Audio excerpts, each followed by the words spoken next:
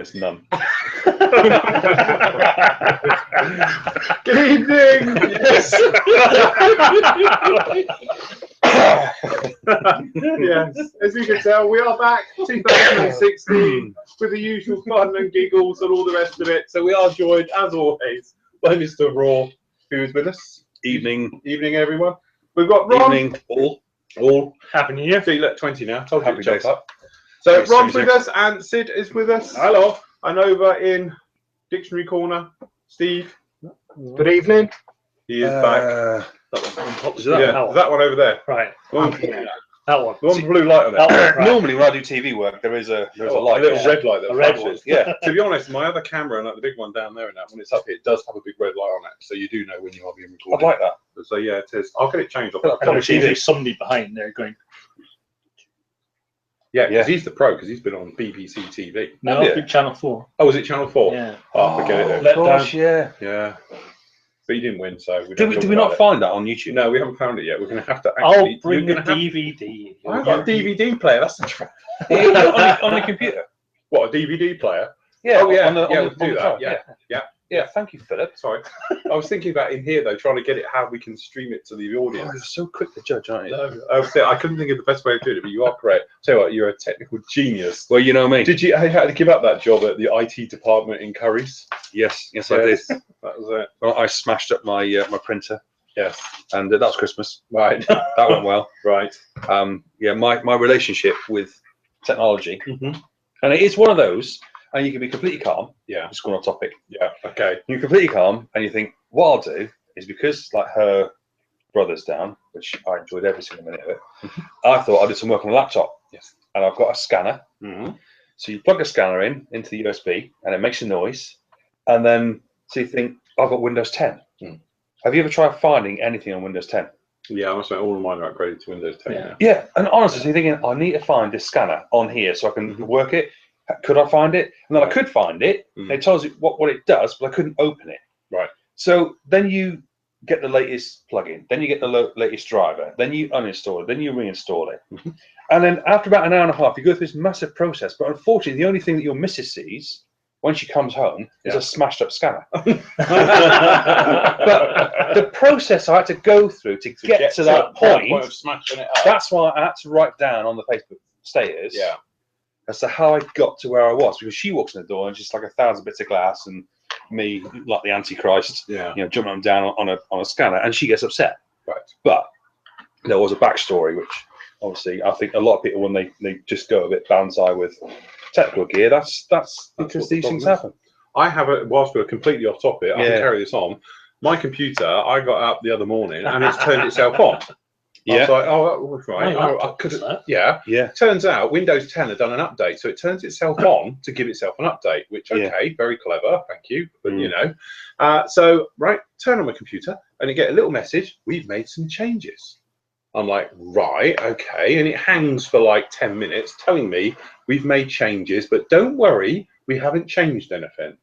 Right. Mm. So consequently, I've been using Microsoft Office 2007 since 2007, you know, and haven't upgraded because I haven't needed anything else. So consequently, all my folders suddenly look very orange and different. And when I click in there, it says, please put your registration code in. Bearing in mind, I haven't seen the registration code since 2007. No. Because the hard drive, I just keep taking out one computer and putting in the other one, so everything's always on it. Mm. So now it's asking for the code, which I haven't seen in the last basically almost 10 years. So it's like, right, so this means I'm going to have to go and have to buy now Office 360, which is like 60 quid in it a year, because now they charge you by the year, isn't it? Instead of buy it outright. You're going to have to do that. So not impressed. Thank you.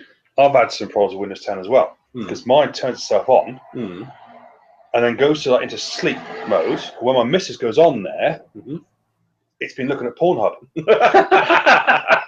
And so she flashed it up, and she's like, what is this? I went, it wasn't me. Yeah. So there are some definite issues with Windows 10. Yeah, absolutely. So I don't know what's going on there. But it's happened a few times now. Back to Vista. Yeah. or it's there's a pop-up the other day, Live Jasmine. Right. And so she's just on the computer. She closes down, and obviously in behind is live Jasmine. Yes. And she went, "What?" And I went, "What have you done? what have you been looking at?" And she went, "I haven't done anything." I said, "It's a virus on the computer. Step aside. I don't have to sort this out now." Yeah. Fuck. Yeah. Unsubscribe. Yeah. Clear browser history. Yeah. I'm not really 24. And my name's Michael. and I know I said I was a widower. Tell you what, sympathy vote. Yes. If you got these, if you ever were that way inclined, blokes, cheap. If you got the wedding ring on, right? You married? I'm a widow. Oh, is that how it works? Yeah, I lost my wife about 6 months ago, but I still wear it. Honestly, you can hear knickers dropping to the ground. They go mental for it. So tops it, right? Widower. Widower. It's an absolute winner when it comes to trapping. Got you. No worries. No problem there. So if you need any more advice, hey, Adam's here tonight. So feel free to post your questions up. God help us, and we'll go through it. We trust everybody had a fantastic Christmas and New Year. So I went swimming in the Jeep, which was quite fun. So proof that it didn't get hydro lock, which is what my worst nightmare about going through water is. Hydro lock? Well, it's where instead of sucking air into the cold water, and fuel and water don't mix very well. And when that happens in obviously 3-litre V6 engine, I can imagine that's not going to be cheap. No. So I must admit, it was one of those things where I've got water coming through the doors. So surely the air intake's going to be quite high up. This is it, and I was just hoping to God it was somewhere like the sun visor. Yeah. Because it was getting close. The bit where it's up to the bonnet, and I'm like, oh my God, we're pushing water now, and it's higher than the bonnet. So it's like, Jesus, I'm just waiting to drop into something, just that'll be it. That's it, isn't it? So I must admit, the old window did open, and it wasn't just so I could look out, it's just in case if we do get stuck, and I can't open the door, at least I can shimmy out the window. Oh, so it didn't open by itself. Yeah, that's it. Yeah, but luckily it was all right. Although the carpets did get a little wet.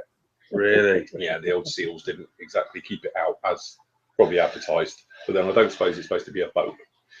How old's that thing though? 10 years old now. Yeah, so it's one of those, and it's an urban vehicle. It's not really sort of like a Land Rover Defender, is it? Well, I don't know. You'll get your critics will say it is. Right. Yeah. So, I don't know. I must admit, it's usually good on grass. Wet grass, it's pretty good. Getting the old power down. So instead of a Chelsea tractor, a Chudley tractor. Chudley tractor. Yeah, it was. That was out the back from the A38 coming into the back of Denbury that way. And that's what it was. So, yeah, lots of fun. Must admit, the old heart was doing that little thing of I'm not panicking. Well, no, because you never show your other half, do you? No. And they're flapping, but in your head, please God no. Please God no. Oh my God, it's going to be all right. Of course it's going to be all right. You know what I mean? I wouldn't be in danger if you think I am. And then we get the other side. You know what's going to happen? Yeah, of course. It'll be fine. But pulling all the crap out the front grills and everything. So then we just came back here, got back in, loaded up, drove all the way to Stafford in it. So it was that should dry it out. Yeah. So we were fine. So that was my adventure over Christmas and New Year. Did a little bit of modelling, to be honest, which is between Christmas and New Year. Did a few figures, did Star Wars stuff, and things like that. So happy days, really. Yeah, quite nice actually, because I sat here and built a couple of things with no camera running. Really? Yeah, just me. It was quite nice. And then I took it in the lounge, sat in front of the telly doing it. Did you still talk to yourself? No, actually. I kept on going 3, 2, 1 though for the camera every time. You clap yourself in, do you? Yeah, because that's what you get audio spikes, you see.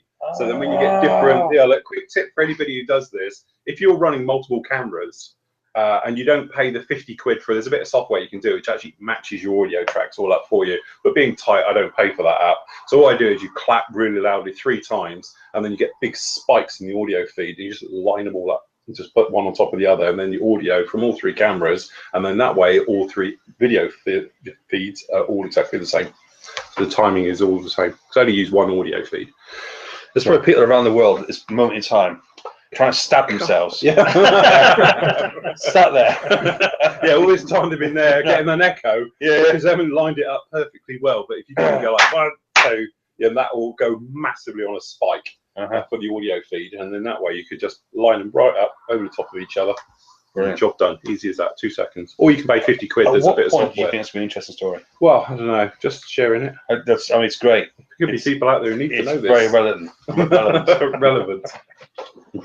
So yes. So Steve, what did you get up to? What you been doing? Please, God, be interesting. No, it's not interesting at all.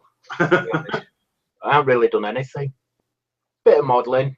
Finished a couple of Star Wars models, and I've just started on my entry for It's an Animal group build. What are you doing? That And that's cougar. It's the men I knew cougar. that obviously. Yeah. Wow. Yes. So that's all I've been doing. Really, I've been very quiet. Brilliant. Oh well, at least it's nice and quiet and everything else. Yeah. Ron, what were you doing? On my parents' name. Really? Yeah. Only for a week. Only. Well, this goes on YouTube, doesn't it? Yeah. Yeah. It was wonderful time. Great Yeah, having yeah. them. It's sad to see them go. And then I actually got down to do some modelling. And what have you been working on? I've started on my tiger for the animal build. Oh. Is that an animal, is it? Sorry? Is that an animal? Oh God! It seems such a good idea. We had a bit of a team thing, and there we all were. And I don't know which one of them came up with it, but it wasn't me. It's a sound idea. But it did seem a good idea because obviously, with all the group builds, the last thing you want to do is have people who can't enter. So the idea is that I know they seem quite generic, but the whole point is everybody can enter. So you don't get a particular part of perhaps of the group or the forum who can't enter because it's not their thing. So we always try and make the group builds pretty much that everyone can enter. So we thought, animal, brilliant. In any type of genre, there's animal names for, vehicles or whatever. And oh God, I've never answered so many questions, and I haven't answered half as many as Steve and Arns have. And it drives me mad, So yes. So what are the questions? Hey, the questions. So what about my tribe Medusa? Because apparently there's a few issues with that one. Yes. But it is, it's a creature. Well, yes, she was. But she's obviously a person. Or was she? Was she? And she's mythical. I think she's a serpent. Have you alive mythical creatures? Because I asked that question. Yeah, you can have mythical as long as it's mainstream. Right. So it's not like you've made it mythical. So Medusa's okay. Yes. Right, okay. So you Need be to find entering that one? any vehicle With a mythical Medusa. name. So what about a vehicle that had a Medusa painted on the side? No, it's got to be You can cool. see already that. No, please no. I'll pass you over to Steve at this Yeah, point. He'll answer while I go and cry somewhere. So yes, I must admit I have got a hacking cough. Not going for sympathy joke, but if I do disappear, it's just I'm going to go and cough a lung because I've got obviously some deadly virus known to male species. But yeah, I'm okay. In fact, do you know what? My respirator. There's a top tip for you as well. Change them occasionally. Because I went to put mine on the other day. I was doing a bit of work with resin. I thought, oh no, I'll put my respirator on. And it has a little filter system in there. And it has a little rubber flap. So obviously, it disintegrated. I touched it and it just fell apart. So I've obviously had it a while. I think it's probably past its sell date. I change mine quite regularly. Yeah. So yeah, don't keep them for more than a couple of years because I don't think they're going to be doing much. But, yeah, there is that. So yes, definitely. So you're full of top tips, aren't you? I'm on full today. Well, I've been away 2 weeks. That's Actually. awesome. I Respirator, don't know. audio spikes. What are the TV gold? I don't know. As the evening goes on, I'll be there. Sid, get me out of this. Oh, look at me. No, You did quite well yourself. what have you been doing? Working. Working. Where have you been working? over New Year, Reading, ice rink. Yes. So were you Playing in with the ice. Reading Ice Rink? Sid was there to save your life. And then driving all the way up to Huntingdon. Life Sciences. Did you go and play with animals? Wasn't it Huntington Life Sciences? What? Yeah. No, animal testing. Yeah. It's not like some dodgy petting No, zoo, not is it? like that type of place. Oh, right, okay. No, it's not one of those you have to travel to the Middle East. After hours at Creeley, DVD. It's a wonder why this reindeer died. No, not that again. So yes. So that's all I've been doing. I've got 3 more days of driving away, and then I'm home. Then that's it, sorted. And hopefully get back to normal. Bless you. That's it. You get some modelling done. Hopefully. Are you entering the group up? I might too, because I didn't get to enter the last one, so it'd be nice to enter this one. Cracking. I'll have to find some. I'm sure I've got something in there that I can put in it. Yeah, go along with your Put it in a Medusa, cage. which I'm If I put eagerly it in going a to wait cage, to it's see. an animal in a cage. Yeah, that's You could true. be a Falcon Night Fighter. Yeah, Couldn't I? yeah, black bird falcon. Yeah. Night Is fighter. a Millennium Falcon? Is that count as a? Yeah. Yeah. Is that right? Is it? Yeah, that counts because it's falcon. Oh. Yeah. Well, no, you got to do Medusa now. I expect to see a Medusa. I know you're going to find one. But Yeah. if Google's your friend tonight, he's going to be trying to find something that's called a Something Medusa. obscure. Yeah. That's it. I'll ask Live Jasmine. They're very friendly, aren't they? I'm Very chatty. I wouldn't know. Yeah. Yeah. They're like Well, once you get the Wikipedia, credit aren't card they? details, honestly, yeah, that's anything. Yeah. There is going completely off topic, but there is that guy, isn't it, who phones them up like Babe Station and starts talking about the cricket, and he records it, and you can see he puts them up on YouTube, and it's hilarious. He phones them up, and they're like, "Oh, hi, what's your name?" So, "Oh, I was just talking about the cricket and watching the match the other day." And Yeah. he says to them like an hour. Yeah. He records it all. So funny. But obviously they're on camera and I've got to carry on. Yeah. It's erotic and all the rest of it, you Exactly. see. And actually he's talking cricket. Yeah. And you can hear the conversation. And they're okay, so what should you do with this stump? Well, yeah. But he is totally playing it. Yeah. It's so funny. So clever he does it. So anyway, there we go. That's what we've been up to. Apparently, too much. Not a lot, indeed. I've been working hard on Stormtroopers. So we have a dirty one now, a nice shiny clean one, and a brand new first order type. That will be up with you possibly Thursday. And it's a one-off type special like we've done the other ones. And we basically show building the first order one and then weathering the others. His shoulders look a bit. Yeah, that's because He's a bit hunched, isn't he? He's a big boy. If you notice them, and they all stand next to it, the first order ones are a lot more beefed up. Right. They've been down the gym or cloned or whatever. But yeah, they're definitely more beefed up than the normal But we were Stormtroopers. saying earlier, do you remember the initial Star Wars figures? And they were just sort of quite thin, they had like the one arms. And then when, I know we don't like to talk about it, when the new films came out, they re-released the figures. And Luke, New films. no, The first back three, in the you know, first three, the ones we don't talk about. the ones we talk about. Did they do? Prequels. One, two, did they do? Well, prequels, apparently. did they? Apparently. Some low budget thing. Yeah, something. Yeah. Oh, they were cartoons, weren't That was they? it, yeah.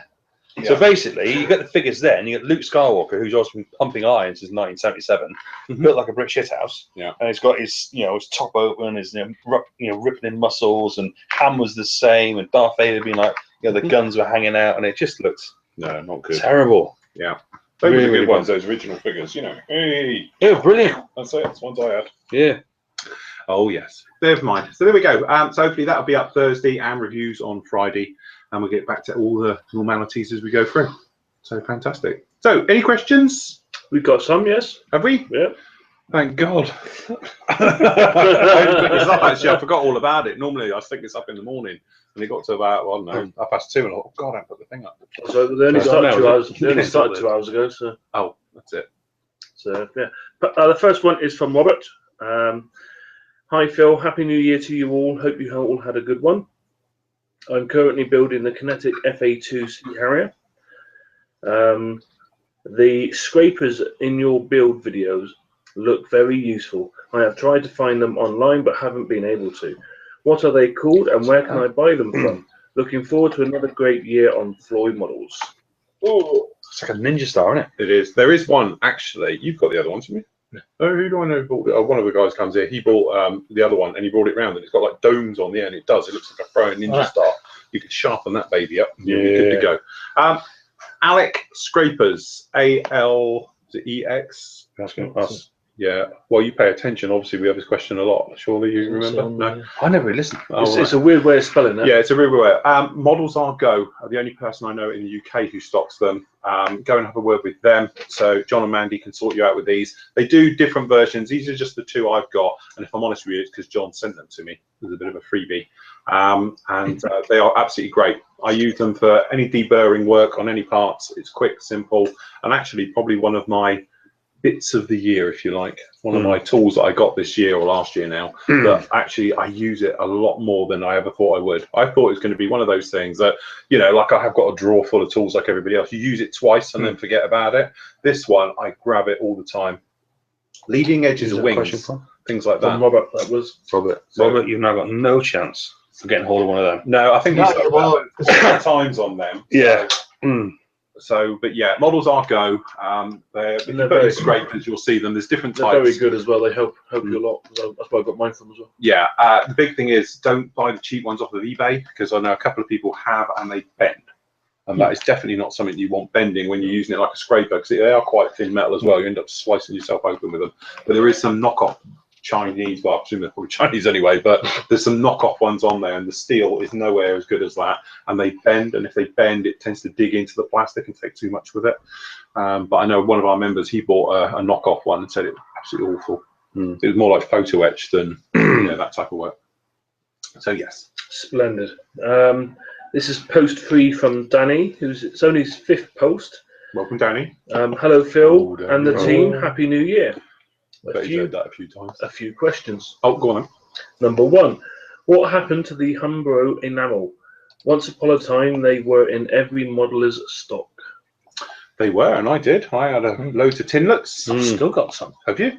I in a started drawer. Never used them. There'll be I started all on the other oil ones. and all paint completely separated by now. I think, you know, airbrushing is what killed tinlets and enamel paint, because the smell and just using them in general is a little bit of an art form, whereas modern acrylics are so much easier, they're cleaner, and they go through. And I think since airbrushing, I know pretty much everybody I know sprays acrylics. They don't spray enamel paints, and that's the thing, but they just died out. But the hand painters, the Hairy Stick Brigade, still use them a lot. Mig uses them. Does he? I was watching a thing the other day, and he was doing like the snow camo, and he did it with you know, chipping, and to highlight some of the areas, he was using the Humber white enamel. And he was just highlighting areas and obviously sort of, you know, brushing it back with thinner, and it was lovely effect, because a lot of stuff, you know, like the weathering stuff is enamel based. Yeah. So it's enamel if you're doing to like a snow enamel, camo and you want to bring something back or highlight it, then he was using the, you know, the white enamel paint, and it lovely. Well, very good. Yeah, Really I must nice. admit. And his work is stunning. Oh, he is. Really, really, yeah. Because because you look at all different ways of doing things, and it was interesting to see him using bits and pieces like that. So that was. I must admit, I did watch one the other week when he was doing rust on the top of a turret. What? Sorry. So, What do you think? Oh, right. I'm happy now. who are? As long as he's okay. Just seeing there's no strings on there. No, that's right. I'm sorry. No strings, no. You were saying? We were lost. But no, he's doing rust techniques around top of the turret. And again, he's using enamels and doing the different types of rusting around it. And I must admit, it did look extremely good. Very nice indeed. One of those things. So yes, there we go. Not a whole bottle of whitewasher then. No, he didn't use the white. That was your idea. It worked. Bloody good idea. It did work. It was a great idea. Yeah. I've never laughed so much in my life. But when we were doing it, wasn't that bad, was it? Was it? Well, it's a bit foggy in here. I didn't really notice. I was getting quite engrossed while I was doing. When you look up, you can't see the walls were closed. There's more of it airborne around here. Then I think we need a bigger needle. Might cure that. It was going on lovely, wasn't it? It was going on really nice, and it did give you a very nice effect, I must admit. Yeah, I'm happy with that. My snow Sherman. Looked well. Sherman. Yeah, very nice. I saw the after. Well, Yeah. honestly, once Lovely. that went on, 20 minutes with a brush to get that effect, and then it's a bit of rust streaking, you know, just messing around, and happy days. Perfect. Just ask Steve. You got any Humbrol tinlets, Steve? I don't know. I used to do, but I sold them all. Hold on. Yeah, I don't use them. Wait, idea. Yeah. You can put them down as new Humbrol tinlets. Well, they were new when I bought them in 1970. Unopened. That's it. You'd be finding an eBay listing. Yeah. New, unopened, from 1965. Antique. 65. That's it. With the old Airfix logo on them, wasn't it? 'Cause they went Airfix, then they went Humbrol, wasn't it? And I've then- actually got a tin at home. Airfix enamel, Yeah. and it's still on. I don't know if I said this before, but on the bottom, it's still got the price tag, 15p from RS McCall. So, RS McCall still going? Yes, I think so. I think they're just called McCalls now. Yeah, the chain, isn't it? Yeah, the chain now, isn't it? Yeah. Here we go. So there we go. Right, next question. Was there a part B? 3? No, 2? there is, yeah. Right. Question 2. Mr. Hobby have several types of paint: acrylic base, lacquer, and metal. What is the best way to know who is what? Okay, the easy way is the H. If I grab you the different ones we're talking about. You've got. There we go. So, basically, you've got, and it depending on, have I got some of the foreign ones? Yeah, but they're different. Depending on the labeling, this one is a foreign one. So the labeling's slightly different to the ones you find around Europe, but it will say at the top water-based acrylic paint, but it starts with an H. So it's H334 in this case. The lacquer-based ones, okay, or your sort of enamel-based one type things, they don't have an H. They just say the code. So it's 331 that we've got here, okay. Usually the bottle's slightly different. These ones have the top. Oh, hold on. They're the difference on the labels. There we go. So as you can see, I've got 334 with that one, yeah. Back a bit, that's it, stop, that's it. So as you can see, you've got the H with the square on the right, and then obviously 334, and then I've got, this is a normal one, has it just like, Back a bit. Yeah, what you need is a bit more light. Oh, right, you want a few more? So that's those ones, and then you've obviously got another one the other way as well. These have got like an oval area, and they're in black. And then these ones are just like this. Thing is, you've got no light at this end. You can see it. So down there, you've got 211. These are the buffable types, and they have the non-buffing. The non-buffing come in their standard ones, but the buffing ones are also known as Mr. Metal Color. And then you've got Aquatis Hobby Color, which is obviously water, being aqua, and Mr. Color is obviously just the standard lacquer-based one, which is the really nice one. And that's how you tell the difference. As I say, this top one, I don't know if this is a thing of perhaps just the Japanese market have these funny tops on, but they do work really well. I must admit, have you ever seen how these work? So you take off your paint, and you often say to yourself, how does that stand up? Because obviously it falls over and all that paint runs everywhere. But the opener, you can use it as a stand. And that holds your paint cup in the vertical, because obviously this is the way you would open it. Or close it. You can pop that in the top, and then away you go. And you're good to go. So yes. Just keep on giving, don't you? So yes. Tip number whatever it is of the day, piece of cake. Next. Any credibility that I might have had. Question 3. Right. When you cover matte coat on an airplane, do you mask the canopy? To be honest, I've normally not unmasked. I unmask is my final stage. So it'll have the flat coat or your matte coat down, then I'll unmask it afterwards. If for some reason I have unmasked it, then I'll remask it for obviously flat coating. You don't want to put that on, otherwise your canopy is just going to turn to and you're not going to be able to see through it. So you want to leave your masks down right till the last thing. That's very cold morning. All right, or could do it. Yeah, you could do that. Somebody did that, didn't they? One of the group builds, and they said, "Oh, my canopy's fogged." So somebody said, "Yeah, say it's got a frost," but they didn't. They put a tarp over it, wasn't it, and covered the canopy and did it that way. But somebody did say that. Just say it's got a frosty morning. Exactly. You give so much inspiration to the hobby. Keep up the great work. May the force be with you all. No problem. And checks in the post now. Yeah, well, bear in mind, he wrote that before you started handing out top tips. Oh, right. Yeah. Indeed. But counts in his bank as we speak. Yeah. Post 4 is from... Do you mind in the corner? Sorry. Do you want to take 5 and I'll take over? No. Everybody's jumping out of their seats now because you just coughed in there. Yeah, probably. Post 4 is from Andy. Hi guys, Happy New Year. How we are all into New Year. Now we are all into the New Year group builds and SIGs. I'd just like to congratulate the team on a fantastic choice of subjects.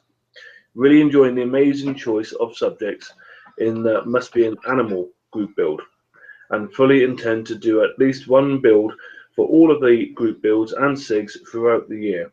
Keep up the good work, and really looking forward to seeing what the next 12 months bring to Flory models. Andy. With lots of builds, exciting things from me. I missed that. Was that again? No. I'll tell you can play it back onto yourself as much as you like. If you Well, like. might be a good question. It wasn't a question. Oh, was it not? No. It was a Who's statement. it from? Who was it from? It was from Andy. Well, I like his questions. But it wasn't a question. Well, It was a I'd like to statement. hear from him. That's right, you can read it. It's now. like, when you stay in touch, and you get the Definitely. emails and Yeah. phone calls, and this is our sort of way of staying in touch. Oh, So I've missed that now. Oh, Do you ever watch it back? Yeah. That's because you was playing with your phone. I was receiving messages. Was you? Yes. And if you'd received that message, you wouldn't have listened either. I must be left out then.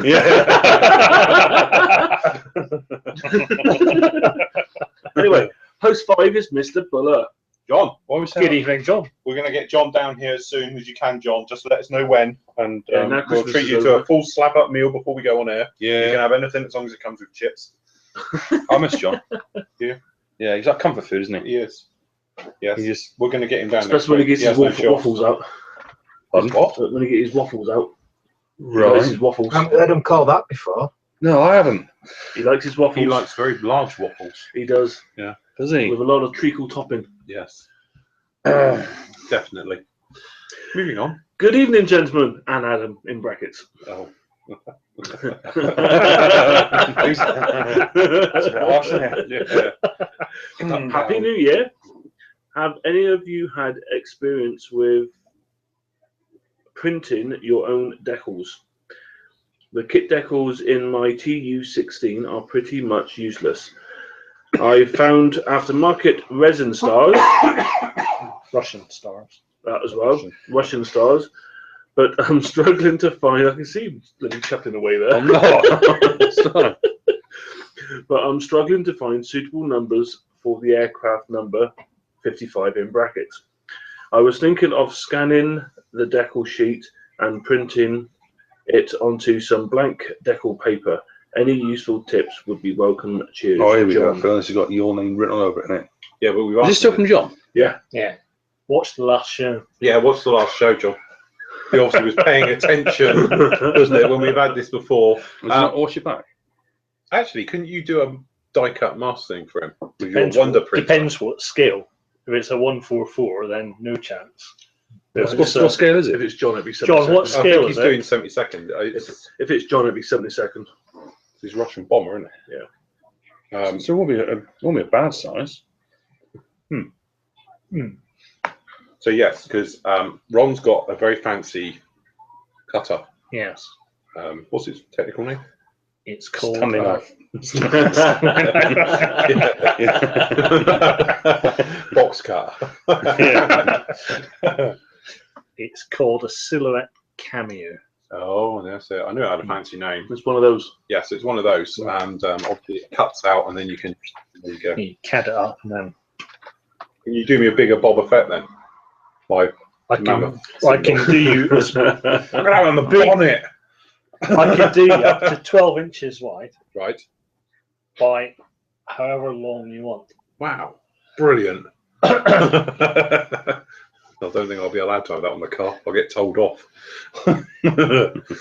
So yes. So, John, if you PM me with maybe a scan of the numbers, I'll have a look at them. Obviously, scan them full size, and I'll see if I can do a mask for it. Don't get much on the panel lines. Appreciation's a bit harsh. Yes. Host 6 Yes. is from Neil. Hi guys, Happy New Year's. What kits are you guys looking forward to this year? Dragon at. Yeah. But how much will that be? Because there's talk and people are saying, Dragon at the best of times is quite expensive. And I was in the model shop today, Mm. and you see likes of Tammy, it's like a Tiger tank, so it's like 30 quid, and you look at the Dragon stuff, and it's like £55. And with that in mind, you're thinking 1/35th. It's just going to be mega my ear. Yeah. $200, do you reckon? Yeah, if you know somebody that is in the know, you get older stuff. Oh, it's like trade prices. Yeah. Then Yeah. you just make use of them. Yeah, we haven't got a contact for Dragon, so don't count that one out. You have everybody wanting Dragon kits. It's one thing we don't get. We can get them direct out of the Far East, but they take a while. Our friend Matt can get Dragon. Oh, right, okay, so we might be able to sort out with Matt with Dragon. Oh, he's your friend now, is he? Yeah, he's my best mate, Matt. Yeah. I'm always talking about him. Bless him, the famous kebab eater. Yeah. Yes, that's one. And also, I must admit, I am looking to, seamless link to the Shackleton coming out by Revel, or Revel, depending where you are in the world. I am looking forward to doing that. Quite fancying that one. And I'm going to be doing my Halifax this year as well. Going to do that for March. So multi-engine prop bomber type. It has been asked for a lot, hasn't it? It has, and that's why I'm going to do it, because I've got a family connection to those aircraft as well. So I've been one of those things, really trying to do it, couldn't do it, couldn't get to it. So I decided this year, obviously I'll do some of what you guys want me to do, but I have got a little list and gonna do it. That's really nice, though. So people start asking for like World War I stuff again. Yeah. Trucks, bikes, and anything glossy. What did he say off air before? Nothing too big. Yeah, and nothing too big. I'm trying to avoid 30-second monsters. Like a trench run that's going to be. Yeah, I'm doing that tomorrow. Where's that going to go? Tomorrow. Well, where's it going to live? It'll live here, and then it'll probably go up to the upstairs office or something. And then 35th scale attack. Yeah. Which that's going to happen. That's going to go up there, isn't it? Oh, is it? Oh yeah, yeah. Shuttle will get shoved. I got an attack each side. Yeah. Two. You got a pair of ATATs with leads on. Yeah. You take them out in the morning. That's it. Yeah. Or you could have them sitting down, like the dogs bookends. Yeah. Yeah. Yeah.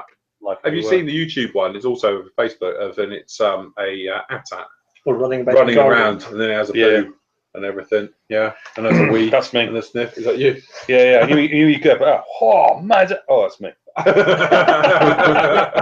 Sorry, fellas.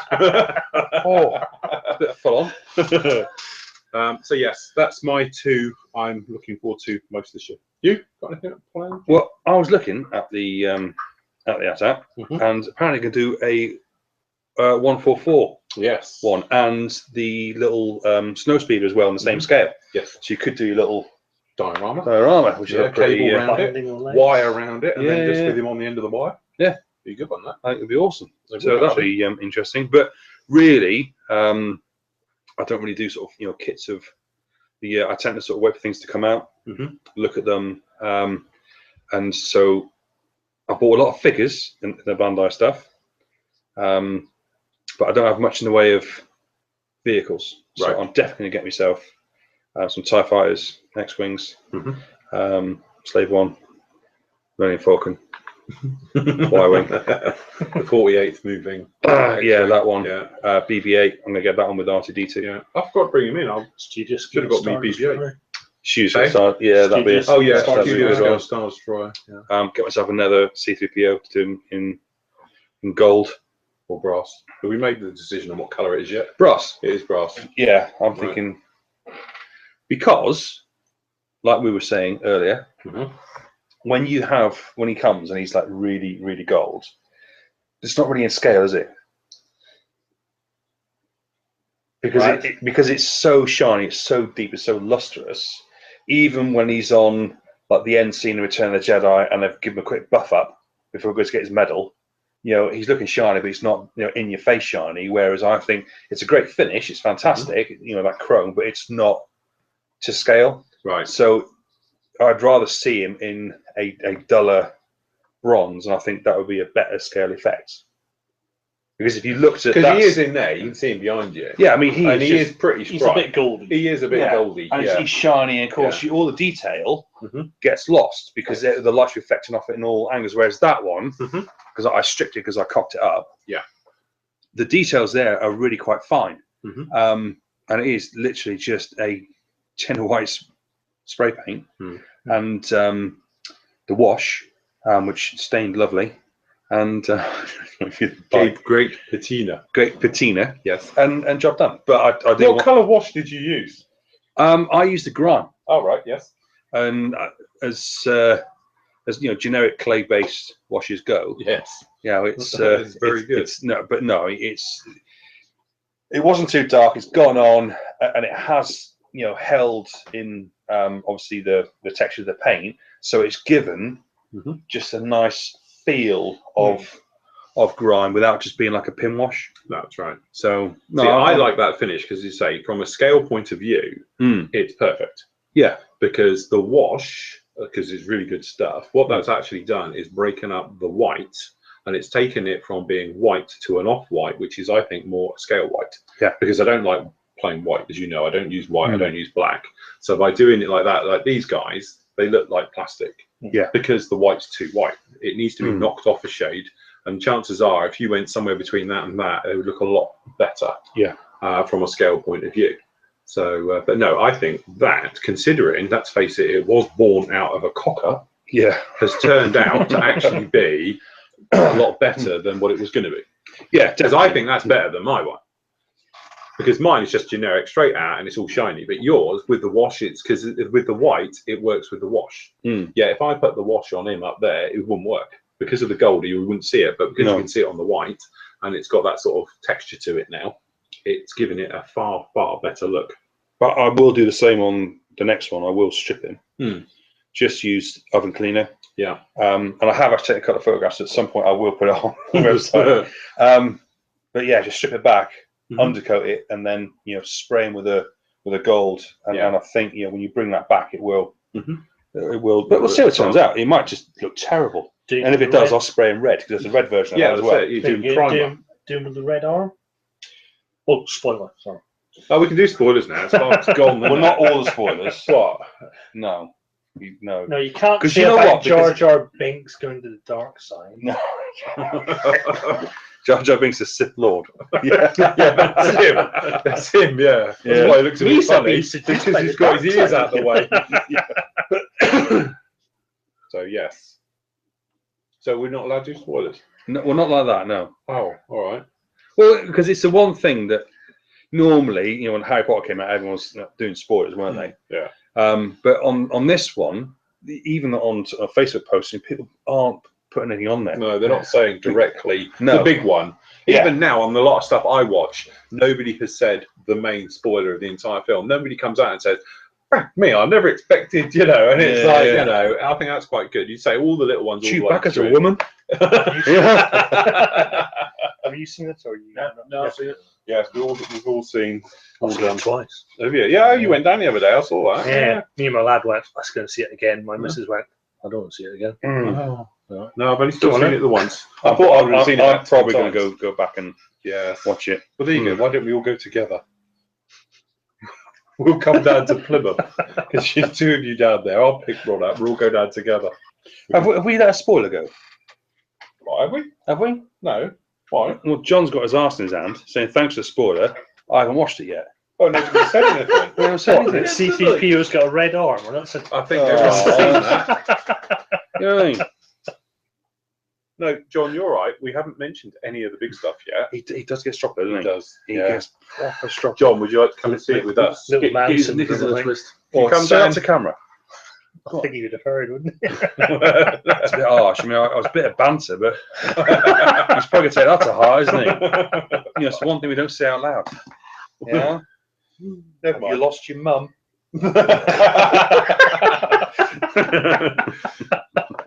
Anyway, next question. Did we answer the last one? I can't remember. Not particularly. What was the question? Steve, you answer the question. Nick. Good question. Last question. Yeah. Kit, I'm looking forward to his tackle. Remembered it. He's got them on his screen in front of him. I do, yeah. Yeah. Kit, I'm looking forward to his Tackham's Husky that they're bringing out. Oh, that's got in the animal build. Yeah. It probably won't be out in time, but it is, yeah. It'll go nicely with the Cougar.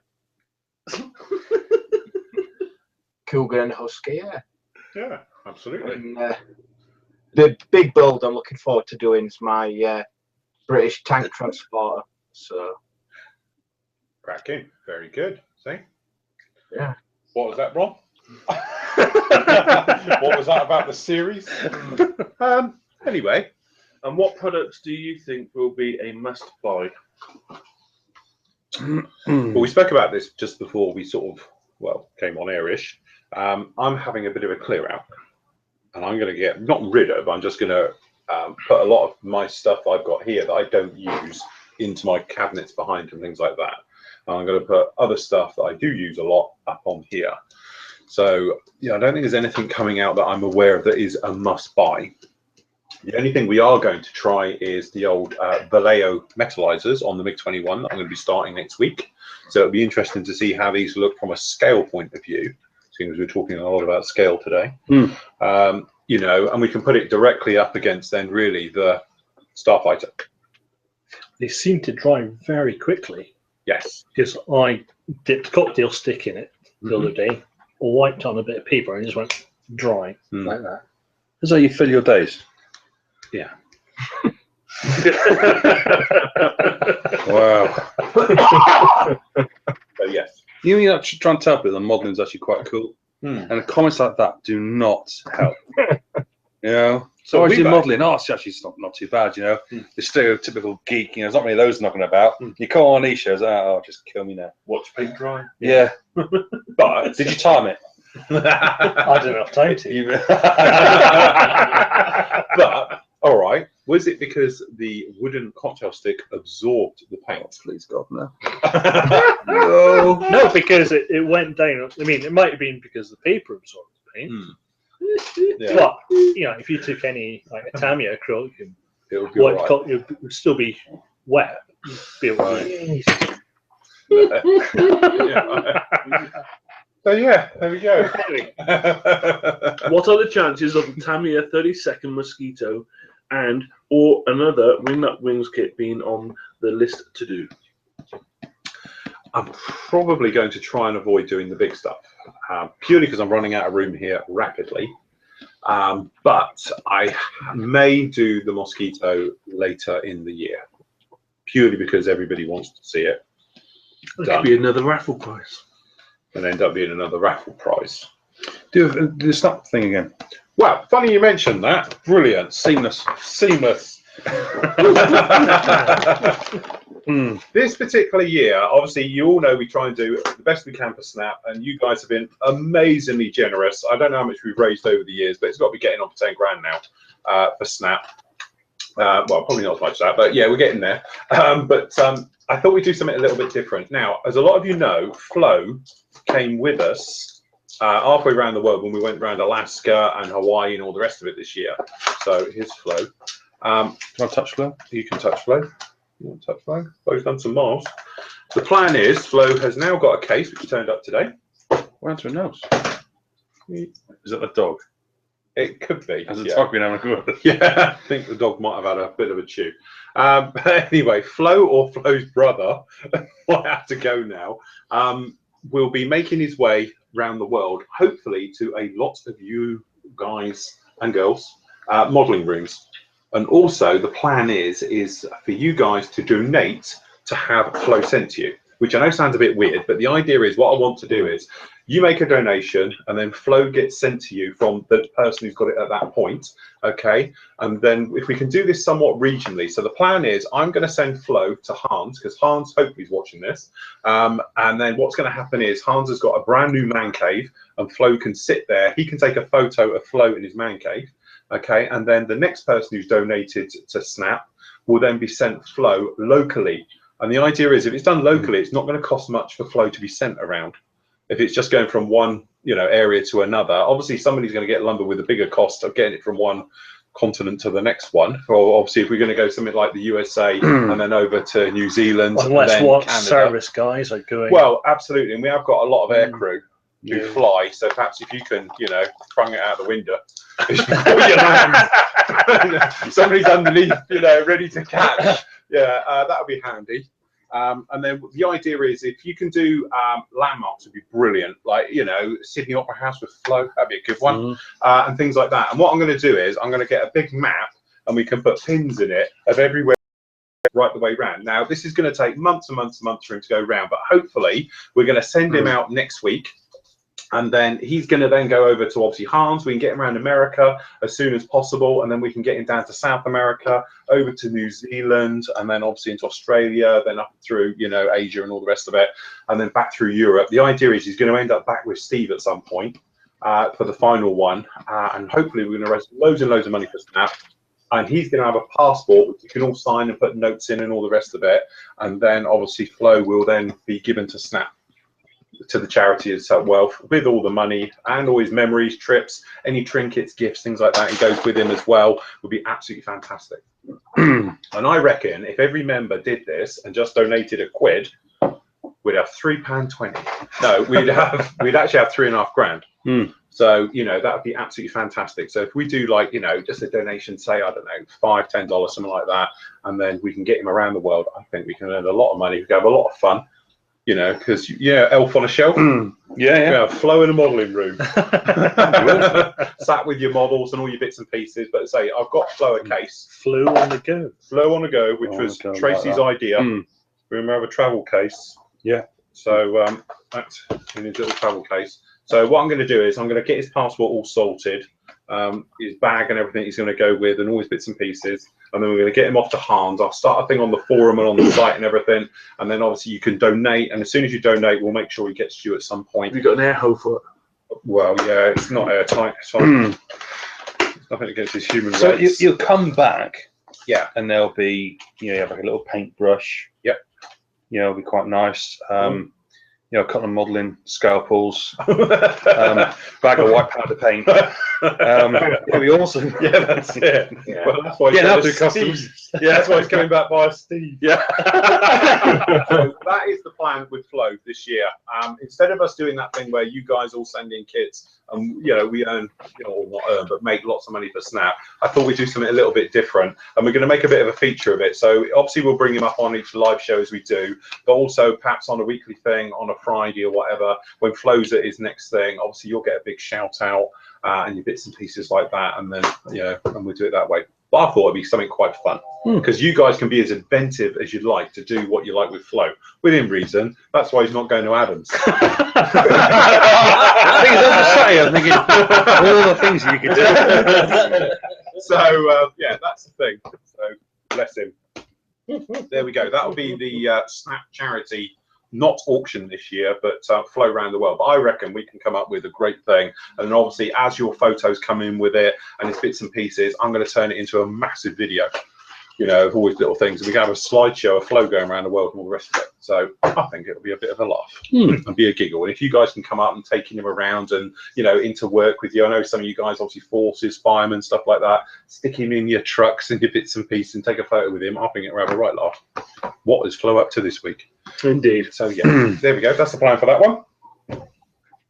We all good? Yeah, we're all good. What are you two all up to? Nothing. Not worried? No. Why would you be? I don't know. Post 7 Yes. from Ian Smith. Ian. Hello, Ian. Evening, Ian. Evening. Hi, lads. I'm a chilly Montreal. -15 and feels like -24. That's a very accurate number, isn't it? What, 24? So, It feels like -24, not like -30. It's 24, 22 and a half. and then in brackets, he's got 5 feels like -11 Oh, Fahrenheit. Mm. Happy New Year to all of you and everyone in Floryland. Is it still possible to post a finished model for the Star Wars SIG? For the reveal one, technically no, because it has finished and it's been categorized and all the rest of it. But we might be able to squeeze it in because it's only a SIG, so it's not so bad. It's not like the group builds, which are a bit more regimented. So just post it up in the forum as normal and we'll move it across. Next one is, does Adam like cross-dressing so much because of normal reasons or because of some sort of contamination from chimney sweeping? Cheers, Ian. What's the normal reason for cross-dressing? don't know, you tell us. I like the feel of nylon against my nether regions. Right. So for me, is when you put on a pair of hold-ups and you strap on your high heels and you wear a skirt, you just, I don't know, when people look at you and you feel, I don't know, special. Yeah. And it's nice, you know, just a bit of glamour. You put on a nice wig and eye makeup, and you know, and people look at you and admire you, and I like the attention. And I if think it's we're nice. honest, when we were all out in Torquay, Yeah, You was getting a lot of it. you had a lot of attention. I could attract. No worries. Well, yeah, absolutely. And that was just coming out of the hotel because you got 10 yards up the road and you got lynched by some very nice young gentlemen. Yes. Yeah. So there was that bloke in the nightclub, and how many times I snog in? Well, this is it. Because initially he came over and he went, "Oh, I just really want a photograph, sort of thing. Can we have just have a kiss?" So we've just done a quick kiss and photograph. He's come back and went, "It's a bit blurry." Oh, all right, okay. Can we do it again? Yeah, no worries. So we've done it again. The third time, I'm really sorry, mate. It's blurry. I want to get it right. All right. And that fourth time, seriously, you're taking the piss now. You know what I mean? I am wearing women's clothes, but I am genuinely married. You know, I'm not into, pork sword. So anyway, so I snogged him again, and when they're saying that the who else did it kiss me? Well, the Northern Monkeys. Rob. Yeah, he wasn't a nice kisser, wasn't he? No, he was very much like he wanted to own you, dominate you. Oh right, he's one of those. Yeah, there was no love there. No. There was no. He wasn't trying to give or make you feel special or just sort of gently. You know when they cup you as they're kissing. There's none of that or the sort of the gentle caress. It was just a full-on tongue, and there was just nothing. You know, you sort of come away, you just feel used. Yeah, it's one of them. Terrible. Yeah, it wasn't nice. Wasn't nice. No. So anyway, no, I mean dressing up women's clothes is just a right laugh. I thoroughly enjoy it. It is great, and contamination from chimney sweeping is actually a carcinogen. It's not good for you, which is why your PPE needs to be up there. So hopefully I haven't had any contamination. I treat soot like I treat asbestos because it really is not good for you. So no, I've got no excuse. I just like wearing women's clothes. I look awesome in a skirt. So that's my answer. And a baby grow. And a baby grow. Yeah. And just a thong by the end of your stag. And a thong. That was about it, really, wasn't it? Yeah. He'd have his little bonnet on. Oh, yeah, your bonnet. Yeah, you did retain your bonnet. Yeah. Top tip: if you're wearing a thong, yes, thongs are nice, but when they've got sequins on Yeah. and it looks nice and shiny, but it does tend to like slice your ring piece to When you ribbons. get wedgie on And a quad bike. if someone gives you a wedgie, honestly, it was like pulling barbed wire through the crack of your ass. I was chainsaw chain. Yeah, but next morning, honestly, it was like a massacre. Well, I must admit, your voice was quite good because you were actually astraddle a quad bike. The full story to this, after riding around, I was following your ass for so many miles on a quad bike. And one of the guys decided to give you you reached a pitch of like, that like only bats can hear or something. I knew it was pretty, intense for you. It was pretty full on. Yeah. Yeah, it did definitely shake just a bit. So yeah, top tip: if you're going to wear a thong, don't go for sequins. Right. So yes, there we go. No worries. Steve, you have any of those problems? No, not this year. No. No. You were quite shy on not showing your boxes last time. I'm not showing me boxes. Oh, nice. See, touchy sometimes. Get Rob on, he will. Yeah. Post 8 is from Matt. Hi guys, Phil. Hope you put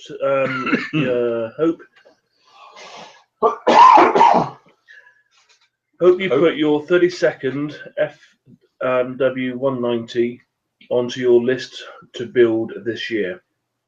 Why do people in southern England make fun of people up north? They even did on Top Gear. Is it the English thing? Happy New Year, Matt from Missouri. It's because easy. Yeah, they're easy targets. I'm not from southern England. Oh, come on, that was conversation. God, here we go. We know you're from Bodmin. We've had this. We've had this. There's no point He's trying a to fight. Truro boy at heart. Yeah. No, to be honest, I think it's just like when you say, obviously, the states with the southern states with the northern states, isn't it? Yeah. Good old boys down south, Yeah. isn't it? It's the same type of banter, really. We do it in banger racing. Yeah. You have the Civil War, North against South. Yeah. The North were in red, we're in white. So there you go. But yeah, it's just some friendly banter. Nobody takes it to heart. Bit On random, a almost. technicality, all of my family are northern monkeys. All of them. And the only reason I was born down here is because my father was a Royal Marine, so I was born in Poole, and that's why I ended up in Plymouth. But my brother, he is full shit kicker. Right. You know, he speaks fluent farmer. Right. So if you're out in the sticks and you come across a farmer and you're like, nothing. My brother speaks fluent farmer. He's like full on cousin shagging shit kicker. You know, he is awesome. So yeah, I mean, it's just banter, isn't it? From your hometown. Yes. My hometown. Where's your hometown? Well, depending which where it is, family and everything is from Kent. Nope. Not that one. What, Wellington? Closer. Oh God, hold on. What, my home Newton Abbot? No, as in above. Oh, Bridgewater in Somerset. Yeah. Yeah. Technically, I'm actually Somerset, but Oh yeah. I was born in Somerset. Wow, that is embarrassing. Yeah. But in my defence, it's like Wellington, which is quite close to Devon. It doesn't matter. It's still Somerset, innit? It's like being born in Saltash. It's next to Plymouth. It's still Cornwall. Yeah, it's still cool. All right. Okay, guilty. I'm shutting up then. Yeah. That's mine. But to take the mick out of somebody, to take time out of your day to do that, there has to be an affection. That's it. Because you have to take an interest in that person. You have to watch them, study them, and find the little idiosyncrasies to take the piss out of them. So you're a bit of stalker then. No, I'm just saying that it's, you have to sort of quite that's it. And I spend hours, gazing at Steve. I normally just turn the sound off. Just watch him sat there. Normally a darkened room. But it's the lens I go to. That's why they've now disabled his little red light on his camera, so they can't tell that he's watching. So he's watching. Yeah, he's all right now. Yeah, they've hacked his laptop or his iPhone. He doesn't know when you're watching it. That's 9. Crikey, 9 already. It's from Nigel. Hi team. My Meng Smirch arrived today. Woohoo! What a kit. Do you know what I mean? Smirch? Yeah. SMERCH. Sounds like a tank thing. One of them. Oh, yeah, one of them. Oh, that's impressive. Hold on. I'll get it up. A rocket I launcher. beg your pardon? Right. You're going to do what? It's not a rocket launcher. It's a long range. You're going to do what? No, not at all. You're going to do what? Turn a hammer, Phil. No, it's all right. I'm an expert. Right, he's getting it up. Fine. One smirch. I think she's got some wheels for it. I have the trumpeter scud. That's the plan. I had the trumpeter scud, and this chassis is just a million times better He in my doesn't want to opinion. build anything big. So, It was nice. though I haven't built I've flown it one of yet. these up before, don't forget. We shot one of these to bits, the Scud version. Oh, yeah. Just wondering, how would you go about painting and weathering the parts on the soft vinyl sprue? Sprue T if you want to get it out of the kit for you to look. Thanks in anticipation of some great informative replies. Well, I don't really want to get it out because actually I like to do this completely blind. He says, looking at the wheels, which actually I have already looked at because they are nice. But so I'm not actually going to get this one out because I like to do it completely without any thing. Vinyl parts in general, it depends what you're going to be doing with them. If it's hoses which are going to bend and all the rest of it, then I will paint them in place. So they're painted once they've bent. Otherwise, if you try and do it, the paint cracks off of them and away you go. The other thing for using vinyl as well is to paint it in a lacquer-based paint or an enamel-based paint. Works a lot better than an acrylic. Would just be my bit of advice because it sticks to it better. But yeah, I would, if it's got vinyl in there for hoses, I take it in all the various bits and pieces. Then I'll usually bend those all into place first, then I'll hand paint them afterwards. Do it like that. And a little tip that you learnt as well, that somebody said to you about putting a thin piece of wire. If it's hollow tube, stick a piece of wire through it and it stops it kinking. Oh, well, that's good. Which one of the guys came up with on the forum? They did. They did. Good tip that is. But it was too late because you'd already Yeah, I done it. already done it. It's on the brake lines on the bike. That's what it was. They kinked up a bit because the vinyl was rubbish. But yeah, this is the one I've elected to go with. To be honest, the reason I went with the Meng over the Trumpeter was they're out of stock of the Trumpeter, but the Trumpeter's cheaper. But I have heard people say that there's some bits missing or some details missing off the Trumpeter one. What scale is this one? 35th, I do believe. So it's quite a small kit, isn't it? Well, it's only going to be about as big as the box. Oh, it's not huge, isn't And it? it's going to be about that wide, isn't it, really? Oh, yeah. Because it's I long. want to get any space with it. But we've Like blown one of long these fit. up. We've shot one of these We to have. bits. But obviously we did the Scud version. We shot it to lots of little bits and pieces. Who does these wheels? What's the company called? It's Meng itself. Oh, is it? Mm. Because, let's dive into the quick question. Is my disastrous long-range desert group Chevrolet, the wheels are terrible. Right. They split and they're just shocking. So I want to get a resin set, but I don't know who to get them off and which would be good ones. Right. So, Steve, in picture. Yeah. Resicast. You want to go? They've got some beautiful wheels as well as. Can you hear me? Okay. yeah, no yeah, worries. it's fine. Yeah, if you get Resicast, they do the resin wheels and also storage sets and figures. Right, So you want to get some of their gear. right, I'll do that. Resicast. I remember that. Yeah. Remember your Resi card. Yeah, because there's nothing worse than sometimes vinyl looks nice, you know, the wheels. But looking at those, and I've been thinking about it, I'm sold now. I'm thinking, yeah, get some resin. It just looks a lot better, doesn't it? Yeah, I think in time and depending on how they're stored, obviously vinyl, you can get like black goo comes out of them and they get sticky as well. I've never had that problem personally, but Do you think it's like a humidity thing? could be, or just like ultraviolet light breaking it down. Yeah, you do get that, don't you? Sort of, various rubbers and what have you, they tend to just decompose a bit. Yeah. So, but yeah, I just like the look of it. I think it looks a smart piece of kit, that. Yeah. So I must admit, I did see it when they were doing the early release versions on the internet and that. I thought, yeah, it's a bit different. A very better looking thing than the Scud, you know. So I thought, yeah, perhaps we'll give that one a whirl. Something a little bit different. So get it in. Some point this year, we'll get on with it. Splendid. Post 10. Well, we've 10 already. This is from David. Happy New Year, guys. I'm building the Bandai Millennium Falcon. I'm interested in adding a chipping effect to the decals. Do you have any suggestions how I might go about doing this? Thanks, David. Sorry, say that again. I was just reading an email. Sorry. Terrible. I should read it quick. He's building the Bandai Millennium Falcon. Yes. So you did that just purely so I say it twice. Yeah.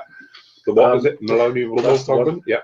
He's putting the decals on, but he wants to be able to chip them. How would you suggest he does it? Very similar to how I did it. You've got two options. Either attack it with a sharp knife and just take chunks out of the decal, or just very lightly sand it. And you can wear them down and do it that way. But my chosen way is just to come at it. And to be honest, normally I use one of these, but it's one of the reasons I did get actually a bladed knife. I do own one. Oh, we're still on Steve. Sorry, everyone. Is actually just a, like an X-Acto knife blade. What is it called? Blade number 2, whatever it is. And if you just chip at it, then you can actually cut it and take lumps off of it before you sort of put it down. So if you put it the decal down and then put your softeners and setters, and once it's in, then do it. Don't try and do it once you've overcoated it with a flat coat or something else or a gloss coat, because it won't like chip off. But you can do it just like that. Could you have a go at it when you've got the softeners on it? I don't know. They'll drag rather than chip. That's your trouble. If you've got the softener on it and you go in there, it's going to actually stretch. That's why I do it when it's dry and on there, and you can just chip at it. And just if you just tap it with a knife all over it, you'll find bits flick off and do it that way. But isn't the same? Saying if you're chipping something, you take a decal is a layer of paint. So whatever color it's got on, for example, what was the aircraft again? It was A Falcon. Oh, was it? And so the paint underneath that is going to be the grey. So that's your first colour it's going to get to. So you can, with the original colour you sprayed it, is chip it in with that colour again. With that colour, and So- that's I find it's a bit easier. Yes. Because you start hacking the crap out stuff with knives, it's great. If it goes wrong, Yeah, you've lost it. yeah. To be honest, yeah, you're quite right. If you're going to play it safe and do like I did on the Y-Wing, then I'd use the sponge technique and chip it and just dab at it. If you want to watch it, if you watch the Y-Wing video, I think it's part 3. It's actually got a 4th thing in chipping in there, which will be a standalone when I re-edit it and do it again. But that actually just talks about sponge, foil, and all the other things. Well, I was just going to say that the MIG uses a really tiny little brush. Oh, right. You've got a knife in your hand, so yeah, I we'll would just gloss over that. But no, because again, it's different techniques, isn't it? Yeah, and to be honest, if you want to go down that route, the other way I do it as well, and I do show it on the chipping technique on the Y-wing, as I use a cotton cocktail stick or a toothpick, and dab it in paint, let it dry on here, and then I scratch with it to do chipping. And that way you've got 2 things. You can either go through the paint into the next layer, or you can just scrub it on top of it. So it looks like it's got scrape marks and stuff like that. So I do it all around the windows and across it and just rub it side on. So, you know, if that's your model, you're just doing this on it. Yeah. Just to scrape at it. Like it. So, yes. To be honest, that one that MIG does, I can't do that because I'm crap. Because I tried it on generic. a tank, and I've forgotten about it, and Steve commented on Facebook. But I had gone over the top on it to see how it worked. You know, when you do, you go back to you do your light color first. You know, so your base color's like a yellow. Yeah. So you do light color that as you chip in with a sponge, and you pick out the middle bit with the darker color, and so it gives that effect of that 3-dimensional. But I did go completely over the top on it just to see how it works, and it is interesting, but very time consuming. But you know, it does work. But there's so many different ways of doing it. If it works for you, happy days. Some people like it, some people don't. It's personal choice, isn't it? Also, I think it depends on, like you say about MIG. MIG spends all his time weathering. Yeah. You know, that's what he does. You know, and I must admit, I wish I had the luxury sometimes of just doing that. You know, I've often thought about I could just build a model off camera, which would take 2 days to put together, and then I could spend all the time just painting and weathering and showing those builds details. His own models. You think someone builds them for him? I don't know, but as you say, that's the thing. But he then can spend 2 or 3 hours on a video showing how to do a technique. That's the only thing. I don't have the luxury of that, because if we put that into everything else, that suddenly turns into a 6-month project. You know, well, like he says, you know, sometimes like chipping, it's not.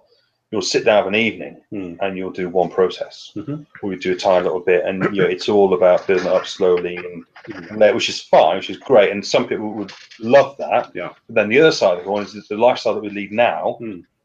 People haven't got as much free time. We haven't got that luxury.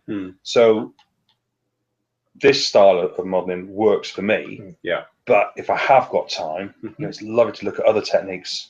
But again, it's all personal, isn't it? There's no right and wrong way of doing it. It's got to be, you know, down to you, time constraints, money constraints, and what you can physically do. Some people can't pay for peanuts.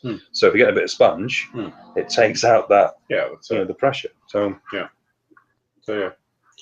that's the thing. As you say, if you've got the time and the patience, I don't have either. Yeah. I like to sort of push through it. It's like weathering him, you know, it's like 20 minutes. Well, I love that. And walk away, you know, that's it. I know guys that would spend days and days and days just building up and doing various things. You see that thing like a BB-8? Yeah. They were doing, and it was just he was dabbing it on, oil, wiping it off, dabbing it on, yeah. and it just built up a bit, and it took forever. And you're already thinking, I mean, what's the major difference? I mean, it's nice. It must have been on an hourly rate or something. Yeah. Well, yeah, that's it. The thing is, from that point of view, if you're doing something else like that, I don't know if that was the film prop or it was just somebody doing one. Yeah. You know, obviously, if you were doing it as a commission, then time's money. So Yeah. you'd probably do it a quicker way. Yeah. But if he's doing it perhaps as a film prop and he's just on his fixed rate just to do it, he can spend as long as he likes doing these things. Yeah. So, but yeah, it just depends on, you know, which way you want to do these things. But I am really bad. The attention span's getting less and less. So whereas before I might have played with ideas and that, I know what I'm after, I know the effect I'm going for, and I know the quickest way to get there. And, you know, a lot of the time last year I spent experimenting with other things. You know, I spent a lot of time playing with oils. And I've now got a complete cupboard full of oil paints and thinners and all the bits and pieces. So but the thing is, from my style of work, I can get, you know, we spoke about these TIE fighters before, weathering those was 10 minutes and it's done. yeah, if it had been with oils and various bits and pieces, it probably would have been an all-day process because oils take so long to dry. So again, it's sort of that thing about, right, let's go back to washes, a few little tweaks with the wash and things like that, and you can get, you know, an immediate effect of it and just walk away from it, you know. So in some ways, I think it's just, you know, if people know how to do it, people can take their own different ways of doing it all and do it the way they like it, isn't it? You know, if you're like me and you, who prefer just to get on with it, you know, then fair enough. If you're a guy who likes to take 6 months to weather something, then kudos to you. But I don't have that. I would get bored coming back to the same model day after day, doing the same thing, but with a bit of a different colour. I just don't think I could keep up with that. I think it would literally be a, you know, a bit of a nightmare. And then obviously you got the thing with me is keeping everybody else's attention span. Like now. Yeah. Oh, Yeah. my case. Well, that's it, isn't it? But look at these TIE fighters. Do you not think that as a fighter goes, Yes. it's got massive blind sides, isn't it? I mean, if you're flying this bad boy, you can't see anything. Well, this is And as you're so close to it, you're looking out there, so people are coming, they could just fly alongside you. You don't have no idea. Yeah. You know, and as you know, as cockpits go, you've got a tiny hole at the back, a little bit in the roof at the front there. You wouldn't have that dogfight, would you? No, definitely not. So yes, I must admit it's the same thing because when you play Battlefront, Yeah. you know, Star Wars, you don't want to go in a TIE fighter, you want to be in an A-wing because it's got shields and stuff like that, so you can just zip along. So yes, quick tip for that one. Happy days. So, what was that question? Right, hold on. Next question. Post 11. Good evening. It's from James. Firstly, let me wish Evening, you James. a new year. Happy New Year. I saw you with the new Valero color sets in one of your recent videos. I was wondering if you had used the modern USAF ones and could comment on how accurate the modern Eagle Blue is, as I have an Edard / Academy F-15 C on the way and was thinking of getting the set. Also, do you have any plans to do a review of the new Kinetic Super Etendard. Etendard?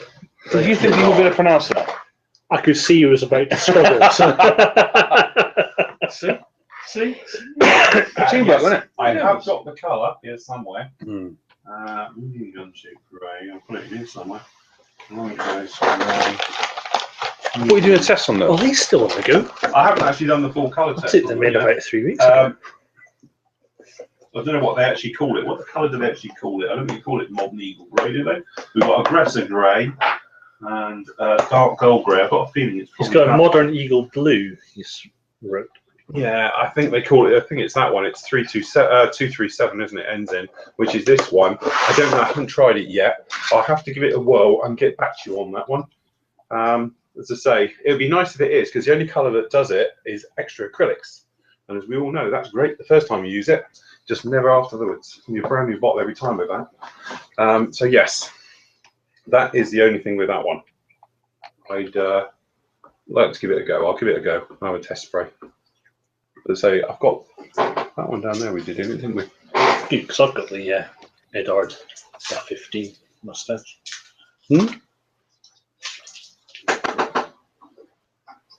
Post 12 He from didn't have to Jason. about the Super Etendard. You didn't, did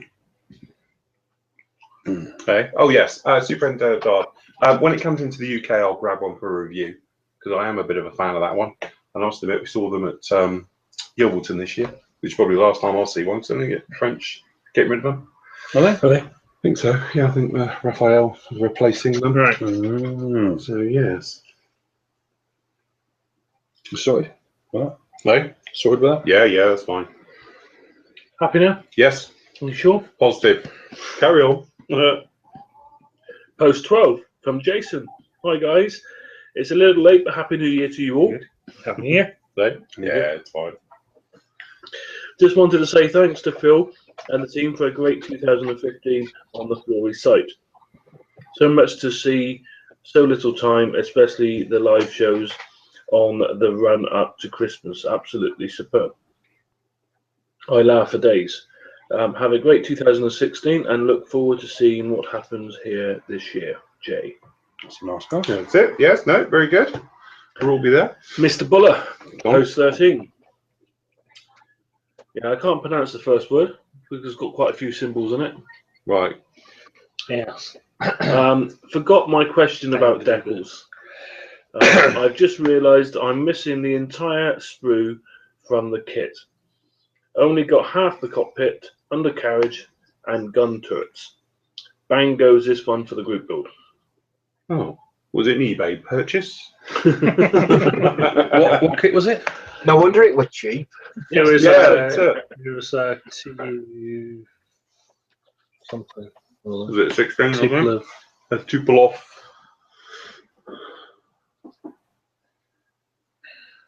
No.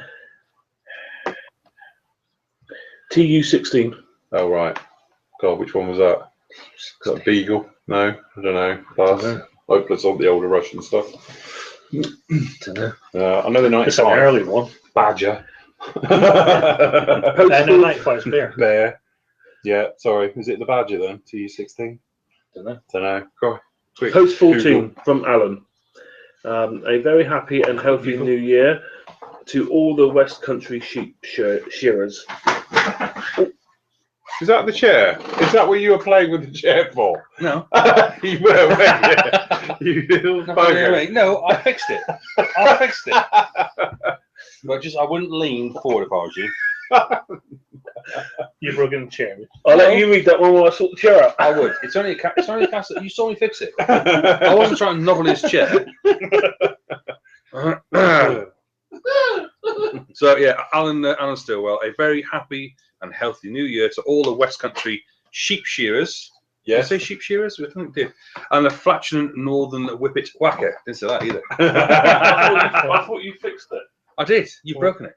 It's coming off it now. No, seriously, because it was just, it's just a push fit. Yeah, does it just push in? Yeah. Oh, look, it's all breaking up inside. Oh. All right, sorry. The best news came yesterday when Phil said he had the Revel Halifax planned for the near future. Yes. I voted for it every time, but it was always beaten at the post. No questions tonight, just best wishes to you all. Alan from cold and snowy Berlin. Oh, right. We could do a trip up to the Yorkshire Air Museum, couldn't we? For the Halifax. Yes. Yeah, which is better than one they've got down in London, because that one's a bit of a mess. Was it? Well, it's the wreck one, isn't it? They've got sat in there. Oh, right, yeah. They've got the restored one of it. Yorkshire. Oh, you said let's go to Berlin. I thought I'm in.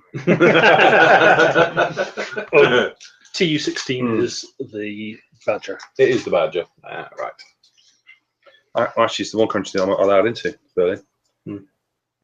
America, they won't have me. Well, they will. I've got to go to an interview.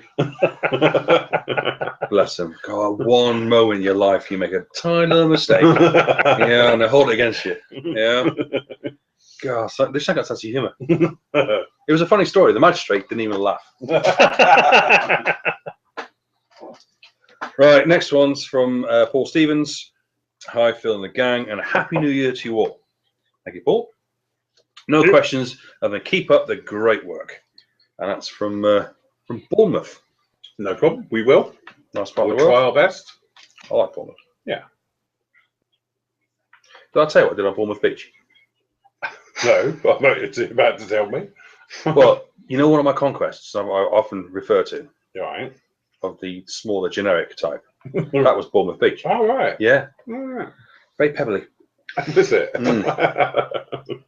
But that wasn't why I can't go to America. That's, Oh, right. that's Yeah, completely that's different. one. Yeah. Oh, that's all right then. Right. What's that? RJ? Is it comma? It's not coma, is it? Comma. Comma. Is it comma? Reese. Just say Reese. Reese. That's easier. Let's Yeah. read the whole thing. Hello, everyone. I hope you all day a Merry Christmas, a Happy New Year. I'm looking forward to see what's happening this year, and also really enjoying being a member with you guys. I'm really enjoying what must be an animal build. The Black Cat Lynx is coming on nicely. Very My nice. question tonight is, I'm not sure to do the, it's not rotor, which got rotor, that's it. Do the rotor blades open or folded? What do you guys think? Well, the kit doesn't come with folded, does it? I So wouldn't know. it'll be an aftermarket down the route of that one. Right. I think to fold it up. Be easier storage, that's for certain, if you do fold One one. does come folded. Does it? Yeah. Oh, right, perhaps I it does bought, I then. bought it in Telford, I can't remember. I think it does have the option to fold it. I'm pretty Oh, sure right. it does. Have I got one down there? 32nd one comes. Have I not got one in there somewhere? Or are they, No, they go up to the other stash, are they? You gave it away. Oh, right, I've given it away. Typical. Yeah, no, it's definitely got a folded option in it. Must be upstairs. I think I've still got them. Some floating around here. Must be one upstairs. Oh, right. Well, if they do a fold up there. Oh, right. There you go. Oh, yeah, there it is up there. So, yeah, if they do a fold up version, then I fold it up purely because of the storage afterwards. Otherwise, you end up with a big rotor head. And as I found out the other day, my one for the hind, which was laying flat up there, wasn't flat. It was leaning over a bit. And I put a box on it. And now it's got a nice droop on one particular rotor. So trying to keep your rotors safe is a little bit of a trouble. So yeah, so definitely from that point of view, I would fold them up if you can do. It just makes storage so much easier. But they do look better on display. What opened up? Yeah. You reckon? No, they're folded up quite nice. Nice little colourful touches to them. So yes. Yeah, Lynx is pretty aircraft anyway. So yeah. Where are we to? Next, well, 17. 17, this is John, this is his first post. Evening, John. Hi Phil and the gang, all the best in the new year. I have a question. I'm going to build the monogram B24 Liberator, and I'm going to finish it in natural metal finish using the AK range of metallizers. I don't want it too shiny, but a used wartime finish. What color metallizer would you use for this?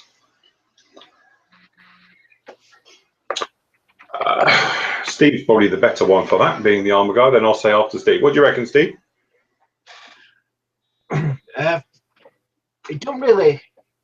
As for the metallizer, I'd use a selection, but if you go for put it over maybe a matte black or even grey primer, it'll keep it dull. Don't put it over a gloss black finish because it will be really shiny. So I go down that way and then weather it down afterwards. So once you put your metallizer on, seal it with some clear and then start putting your weathering on top. I think that's the way I'd go for it. It doesn't really matter which metallizer if you're going for a weathered look. It's more about what's beneath it and then what's over the top of it. Yeah, spot on. Yeah, I'd have to agree with that totally. I think the thing is with all your metallizers and that is it depends on the effect and the finish you're going for. So if you're going to go for something that's like a big bright gleaming thing, then obviously with no weathering on, then it's sort of a different subject. But if you're going to be going with weathered in and things like that, then yeah, spot on. Thanks, Phil and the gang. Keep up the great work. P.S. I'm just returning to the hobby after years in remote control scale flying. The advances in plastics is amazing. Thanks again, Phil, and very best regards, John. No problem, John. Number 18 is from Paul. Hi guys, happy new year to all. Do you have any recommendations for RAF helicopter crew in 1/4 scale? So far, I've only been able to find one resin set for a Royal Navy Lynx. 48 scale. Helicopter, I'm not sure about. Was it PJ PJ Productions? That's the one I'm trying to think of.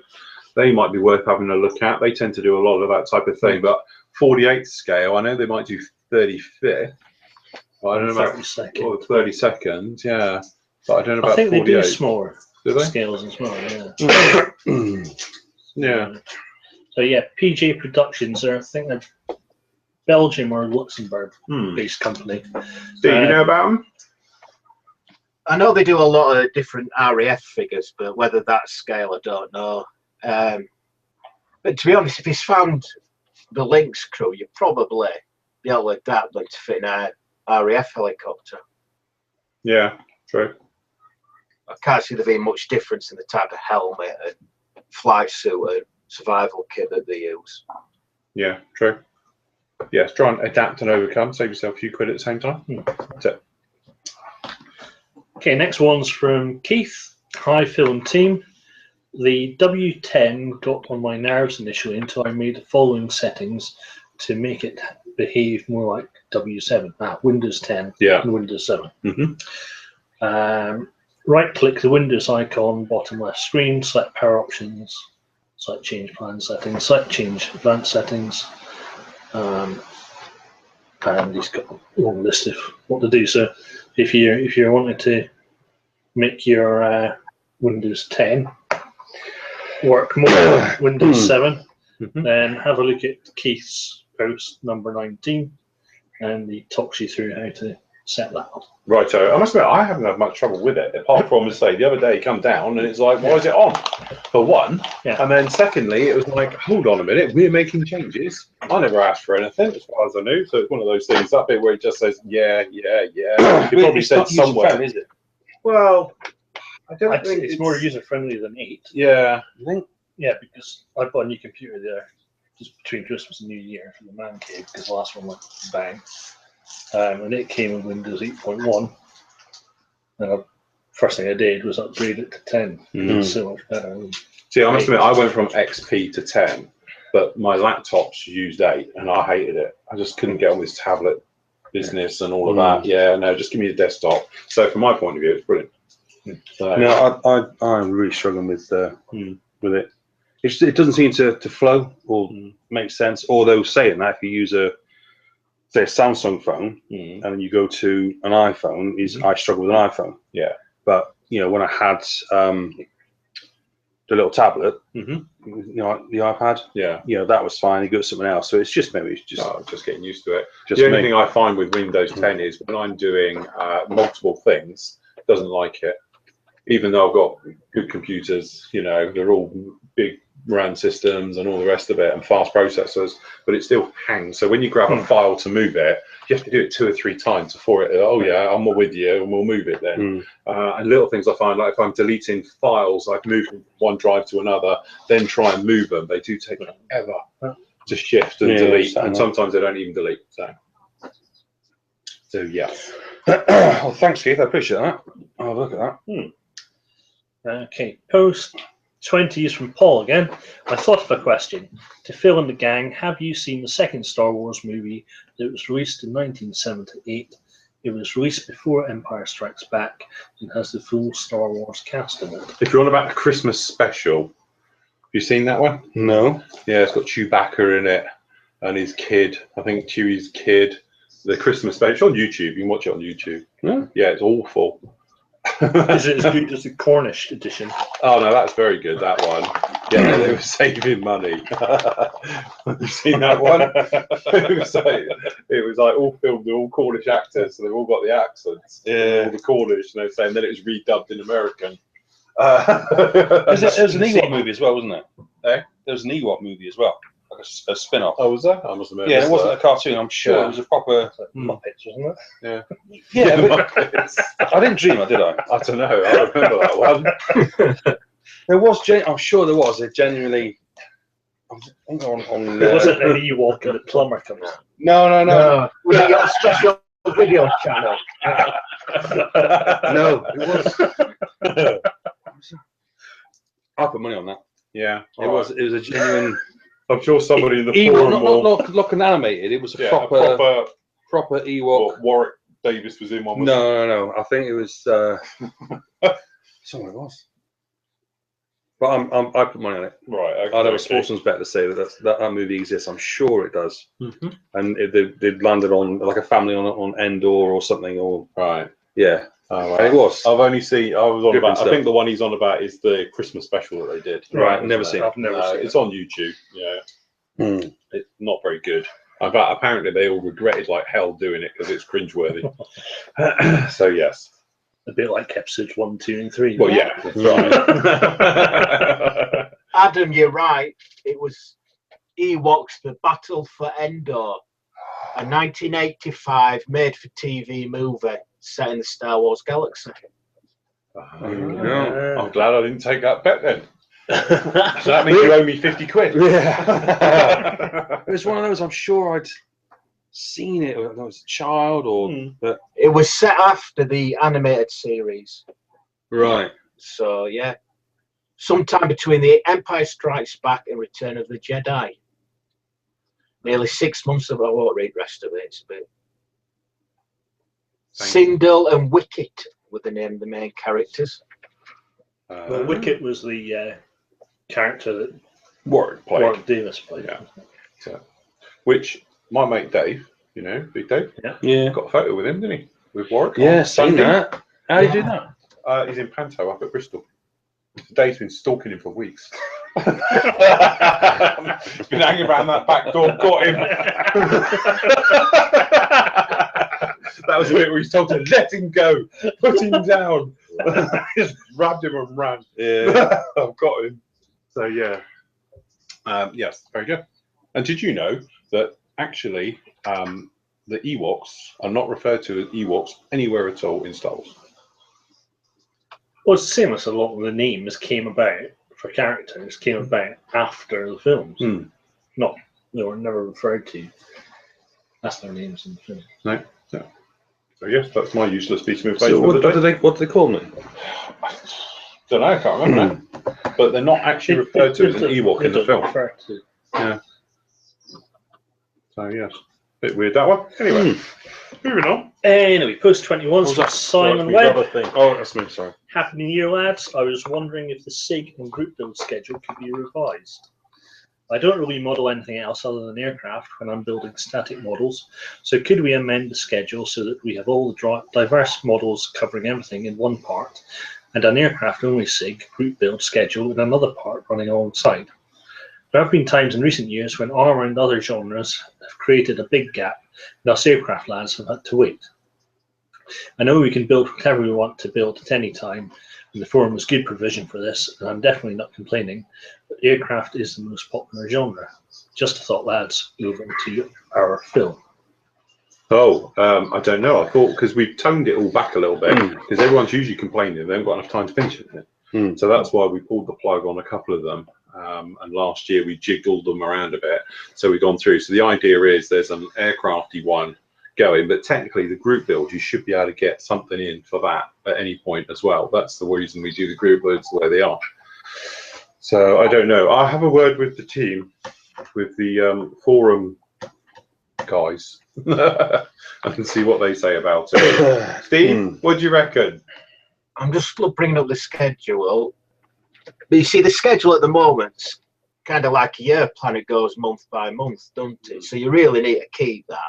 I can understand how you want to put all aircraft together, but I'd like to see each month what's going on and sort of a proper planner. Yeah. Rather than breaking them all, having a planner for this, a planner for that, a planner for that.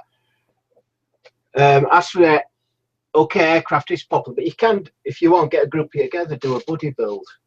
Yeah, true. You know, there's nothing stopping you from doing that. We're just doing a few ideas to try and bring everybody together. So there's a bit of stuff. We don't want it just to be for aircraft modelers. We want to bring in the armour guys, the sci-fi guys, and have a bit of everything in there instead of just keeping it predominantly on one genre of modelling. Yeah, no, I totally agree.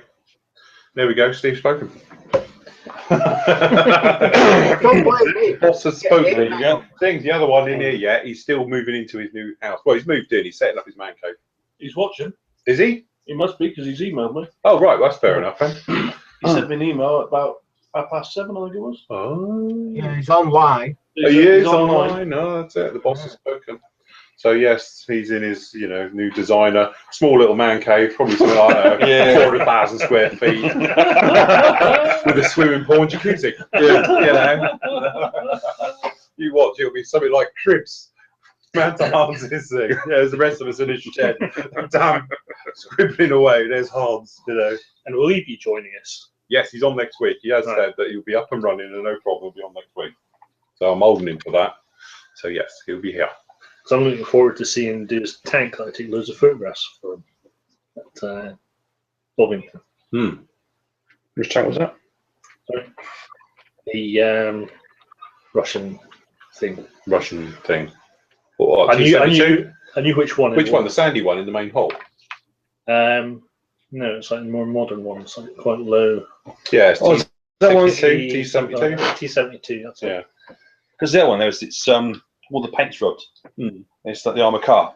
Yeah. You see that one, and all down the side, see all the greens coming through. That's right. And, Yeah. yeah, that looks pretty. Yeah, BMP impressive. thing. That's it. Yeah, yeah, it's nice, that one. Yeah, that'd be good to. There's a story behind that, but I can't remember what Steve said now. There's a reason for that one, the reason it's there, and that there's a bit of a story to it. Was it got captured? Yeah, it's So one of the it's- Iraqi ones. Or was it Iraq, or was it before then? It's the one I'm thinking of. It's like a BMP in there, but there was a story, so I can't remember what he said now. I wasn't paying attention, I wasn't Steve.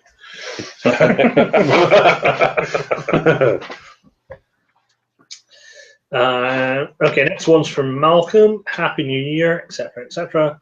Any modelling related New Year's resolutions? And how did Sid get on painting his Space Marines? New Year's resolutions for me is stop overcomplicating everything. Try and keep everything as simple and straightforward as possible. That's my New Year's resolution. That's why I'm rejigging everything over here tomorrow. I'm going to pull it all out, redo it.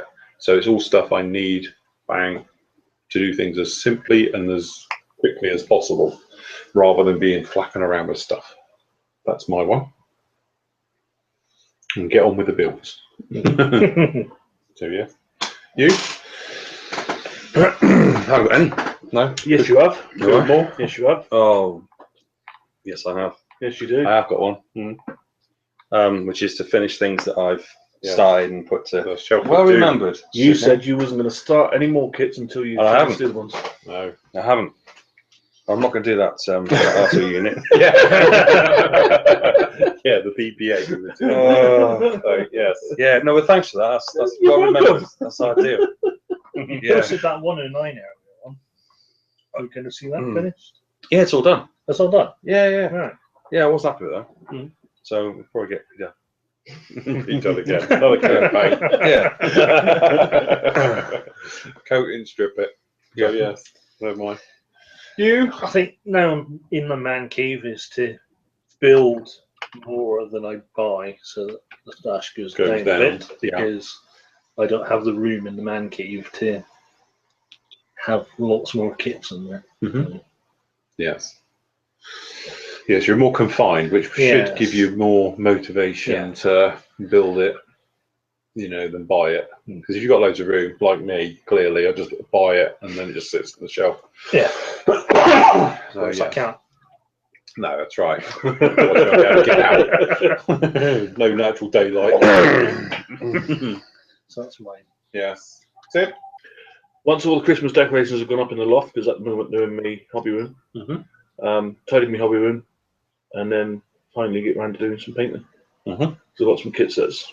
My Space Marines. Yes. I've got those that need painting with an airbrush. And there's some other small parts on them that need airbrush paint on them. Yeah, get that out of the way, and then it's hopefully I can get back in my room and start enjoying what I was doing. Cool. No problem. Stephen? Well, I've got to tidy up my here, which is an absolute dump, and get back on doing my build threads and get the Missouri going again. So that's the main things. The Giants new. Yeah. How's that coming on? That's Where's it it? in the background. Look, you see it. I've just painted some of the funnel things, so they need weathering now. Basic wash, but yeah, it's Things on top. Two pots of paint. Yeah. As soon as he gets that 5 litres in, he'll be all right. what I do. I've actually, because the main colour is XF19, I buy them in boxes. Works out cheaper and easier. So I've probably already used a couple of pots of grey paint on it. So once it's done, where's it going to go? It's got to go round the corner. I've got an area marked out. I've got the base for it. I've got loads of stuff to put on. Base got to be. It's got an oak border in the centre of it's got to be sprayed. The dry dock. Yeah, and then it's got to be done by one of the guys who was an automotive sprayer, 8-bore models. Let's get that in. Repair and workshop. Restoration work undertaken. I have to keep plugging it 'cause he sent me the paint. Yeah. But Phil got me a load of stuff from when he went to see the Missouri to go on the base, so they'll be inlaid into it. So there's a lot of plans for it. Yeah, Just they're need pretty to pissed off when I tried to get off with the anchor though. Can you put that back, sir? Yes, very good. Next. Next is from Mark. Hello guys, I would like your opinion on micro chisels, especially the ones from Trumpeter. I think I recall that you have a favourite that you prefer. What would the application be on the V-shape or diamond-shaped ones be? Keep up the good work, as I do enjoy the show very much. Yes, I actually really like them. That's my standard chisel one. What would you do with it? Well, you can use them in different ways. Either for like scrape cleaning, taking out stuff that are in very small areas. So if you've got a situation, perhaps you've got like an ejector pin mark in between some, you know, some details quite tight, you can get in there and scrape these out. That one I used to take out all the windows that were molded in on the Iwo Jima. So you think that's 1/350th scale window size. So by literally just tapping at the hit and then scraping it and just going through and individual windows, I took every single window out with that particular tool. And then these ones, as I say, different things for different jobs. But generally, if you needed to take out tiny bits of detail, like raised detail, if you wanted to take out things like the, I don't know, hoses that are molded in and hydraulic lines in wheel wells, you can use these. These come in different sizes and various shapes and, you know, guises, as you can imagine. These are carbon steel ones, but they are absolutely freaking lethal. You know, they are lethally sharp, dangerous little items, really.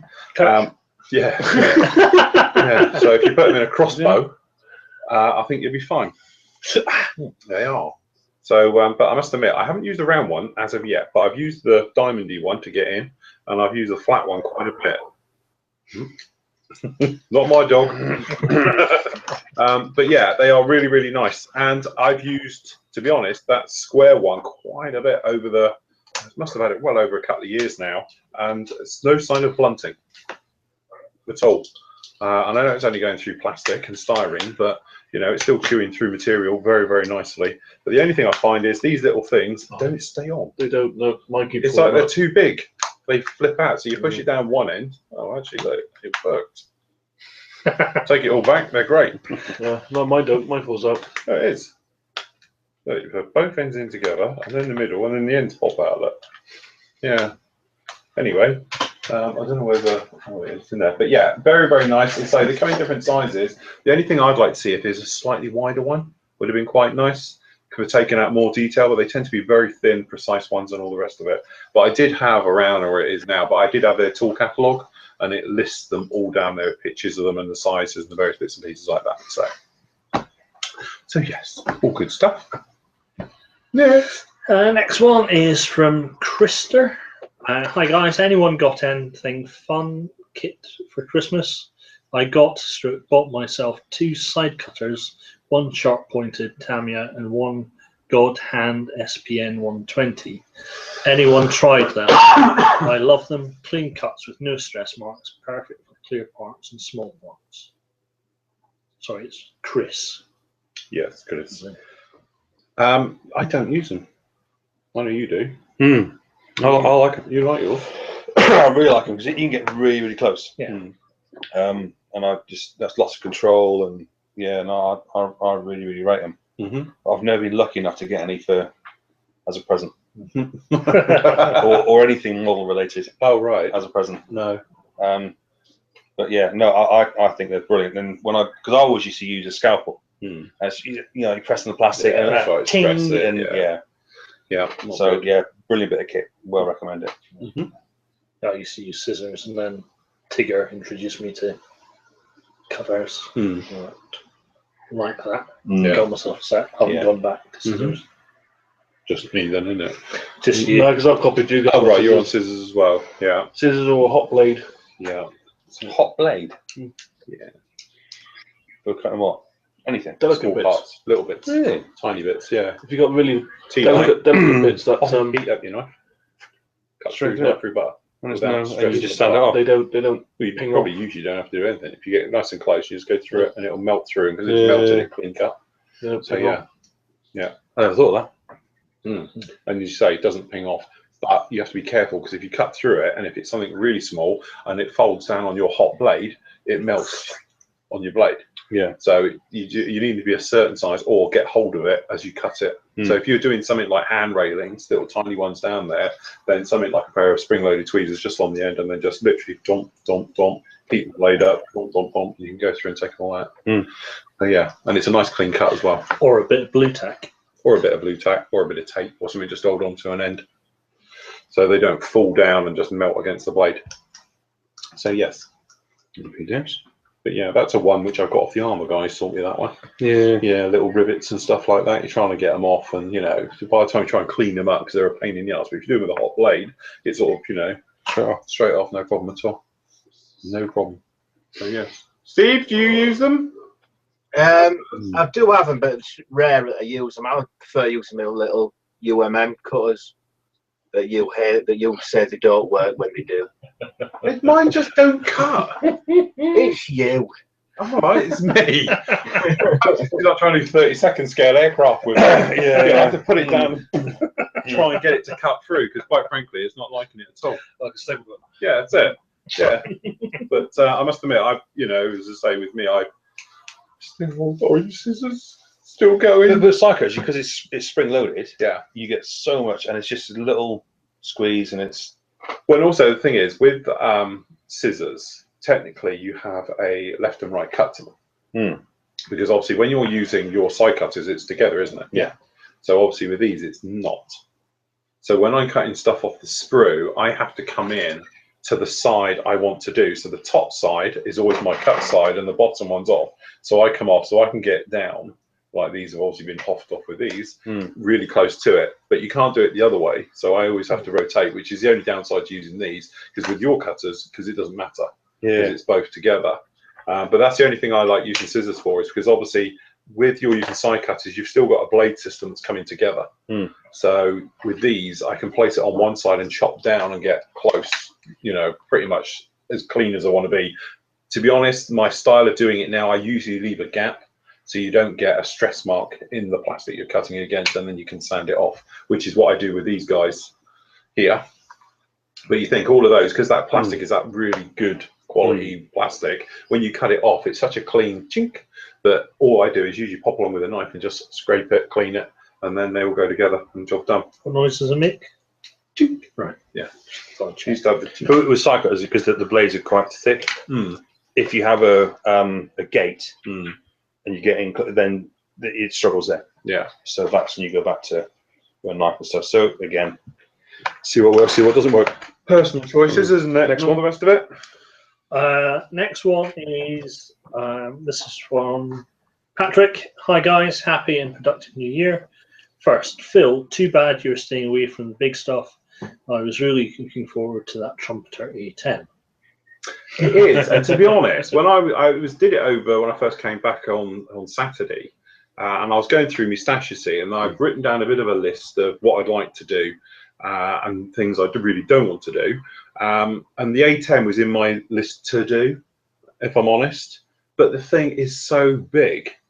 Steve had his here, Steve Malley, when he finished his one, and it is an absolute monster. And also because it's the wingspan and it's long, it's square, so there's no easy place to put it. So that's the trouble with it. It's okay if you're doing something like a 1/48 one, but in that one it is nice. The kit itself, to be honest, is horrible because it's in 4 bits. You've got the front half of it, the midsection, the middle, and the tail. And they've got seam lines everywhere then, and it's a complete handful to put together, but it's got some very nice resin engines that come with it. It's got some very nice aftermarket stuff you can get for it as well, and all the rest of it. And because I like flying my online flying on DCS, I have got it in my mind to do it because I want to do my favourite aircraft I fly in DCS as those as well. So if I can ever get another room in the house, which obviously is the guest bedroom, is my sim room, they'll all be in there with that one. Is it expensive? Not on the great scale, I think. I think you pick them up for around about 85 quid. I think I got mine for about 60 quid. Yeah. That one for, but it is a lump, but it's I bet it'd look really impressive once it's done. So I've already bought some decals for it, resin cockpit. So I do want to build it, but when I don't know. But yeah, that's the thing. It's like, what the freaking hell do I do with it? Because you thought that one was big. Well, it's not there anymore. But the Typhoon was big. Yeah. It's got nothing on that. That thing's a lot bigger wingspan. It's a lot longer. So I've got no way around it. I could actually put it because it wouldn't fit on top of that cabinet. Even if I put a glass case over it and did it like that, it wouldn't fit in it. So it's like a Heinkel, isn't it? That Heinkel's huge. Cheap kit though. You buy Yeah, it for, yeah, I bought one. It was brilliant. Yeah. But where's it going to go? Yeah. Where are you going to put it? Strapped to the ceiling. Plus, you don't have a reference book at the moment either, do you? No. Twice. Because somebody, I've had it which for is about like 3 years. 3-4 years now, said to me, "Have you got the reference book, the Modern Hog Guide? You know, the one that's like 100 odd quid if you wanted to buy it." Oh I wow. was like, "Oh, funny enough, I've got that one." He said, "Can I borrow it? Because I'm working on this one." And what he pulls out was the Tamiya raised panel line job with a few bits of filler that he had done on it, and he needed the references for it. And I said, "Yeah, help this one. I've never seen it since." Okay. Yeah, but I have to confess, I am just as bad because I have got John's Hein 24 book. So I've got his book here still, and I keep forgetting to give it back to him. He does say. At least you've built yours. Yeah, I have built. That's a low blow, isn't it? Yeah. That is a low blow. So I will have to give him his book back, but I've got it upstairs on my desk in the office, and I need to give it back to him. Really, Here's an idea, Phil. If you do build your 810, you could turn it into a weather vane and have it mounted in the garden on top of a pole. that'd be good this winter, wouldn't it? And in the gales. It'd look good, actually. Yeah, might like it. Pull the freaking roof off. Why don't you? Yeah, my roof's gone. Quick, claim for a new roof. So yes, that was you know, I'd like to, but I don't know what to do with it. Could do the 48th one though. That'd be nice. Done one before, and it's in the site now. But you know, I'll probably do it more in the grey this time than Euro one. So yeah. What was the second question? Second question was, I was looking forward to the Revel Shackleton as well until I saw it was a Mark II. Any idea if they're working on a Mark III? What's the mark? What's the difference? Yeah. We've got a very interesting book here. It just says Shackleton. That's no good. We need to know what the difference is with the marks. Oh look, Mark 1, 4, 2, and 3. Wingspan. It's got a shorter wingspan than the Mark III by about 4 inches, I think. Wheel track. Didn't say the differences. Can you just sand it off? Yeah, just take a bit off the wingtip. See, I like the Mark II because it's got the bubbly bit under the chin. But hold on, let me just try and find a Mark III. What's the difference between a Mark II and a Mark III? Mark II. There's a Mark III in here. Oh, hold on. Look, here we go. Mark III. See, look, Mark III doesn't have a bubbly bottom. What's the difference between the Mark II and Mark III? Externally, they don't look very different. Is the Mark II the tail sitter? No, both of them Mark II. Well, was that Mark III Phase 2? Hold on then. Yeah, Mark III, that'll be it. You're a clever lad. He really is. Isn't it? I think you'll find the Mark III has the nose gear, isn't it? Yeah. That's what it is. So now we've understood Shackleton thingies. Yeah, Mark II's Mark 1 and 2 is the tail sitter. Mark III's got the nose gear. There we go. Look, there's the differences. I don't know. In a nutshell. It's a large aircraft. Why would you want to have it landing like that rather than what, not being a tail sitter? Yeah. Well, isn't it the thing of visibility when they're taxiing and stuff like that? Somebody doesn't have to look out the window like this and zigzag down the runway. Or mind you, I suppose on that you got the spotter at the front going left a bit, right a bit. Yeah, that's it, because he can see, isn't it? It's a bit like I always think of that with the Heinkel, yeah, the HE111. Great from a design point of view, because look at all the visibility. I'm sat here. I haven't even got an instrument panel, have they? I've got a few little ones, but the main one is above the red, isn't it? Great, this is fantastic. Till the first person took it out and got shot at. and he's basically sat in a greenhouse. You know, so yeah, that was absolutely brilliant because he can taxi around on the ground. He's got fantastic visibility. I can bomb things. I can see everything from here until a fighter turns up or the flat gets a bit heavy, and actually you are sat in a greenhouse. So yeah, not a good one, that one. Is So, the Airfix one? Is it, that got an option to do Mark III? I haven't seen the Airfix one because I've avoided it. I'm not sure about that one. Don't know. Perhaps I ought to get that kit. We can do a comparison. When the Revel one turns up, I will do a comparison when they release it. Get them both in, and we'll have a Shackleton type of thing. And go for that. Okay. Although I was slating at Telford, obviously the State of the Victor, but I've been told that that was a CAD one done in 3D printer. It's 3D printed. So that's why it's just terribly bad. But then my point is, really, why'd you put it on display looking that bad? At least somebody could have like gone at it with a filler and then perhaps just sprayed it white or something.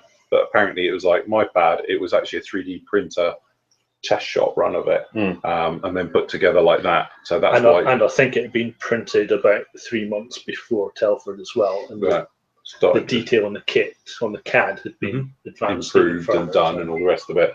So yes, that's the thing with that one. So I have to take that one back because apparently it's a lot better than, or going to be a lot better than the one we saw. But I took one look at it and thought, Jesus God, I'm going to go and buy the Rebel, which is the Matchbox one and all the rest of it. It's going to be easier to fill and rescribe and do everything to that one. Because it is a lovely looking aircraft. Oh yeah, it's fantastic. It's so futuristic spaceship, isn't it? Yeah, absolutely. No, love it. For a little diorama, you know, fast taxi run, going airborne. Yeah.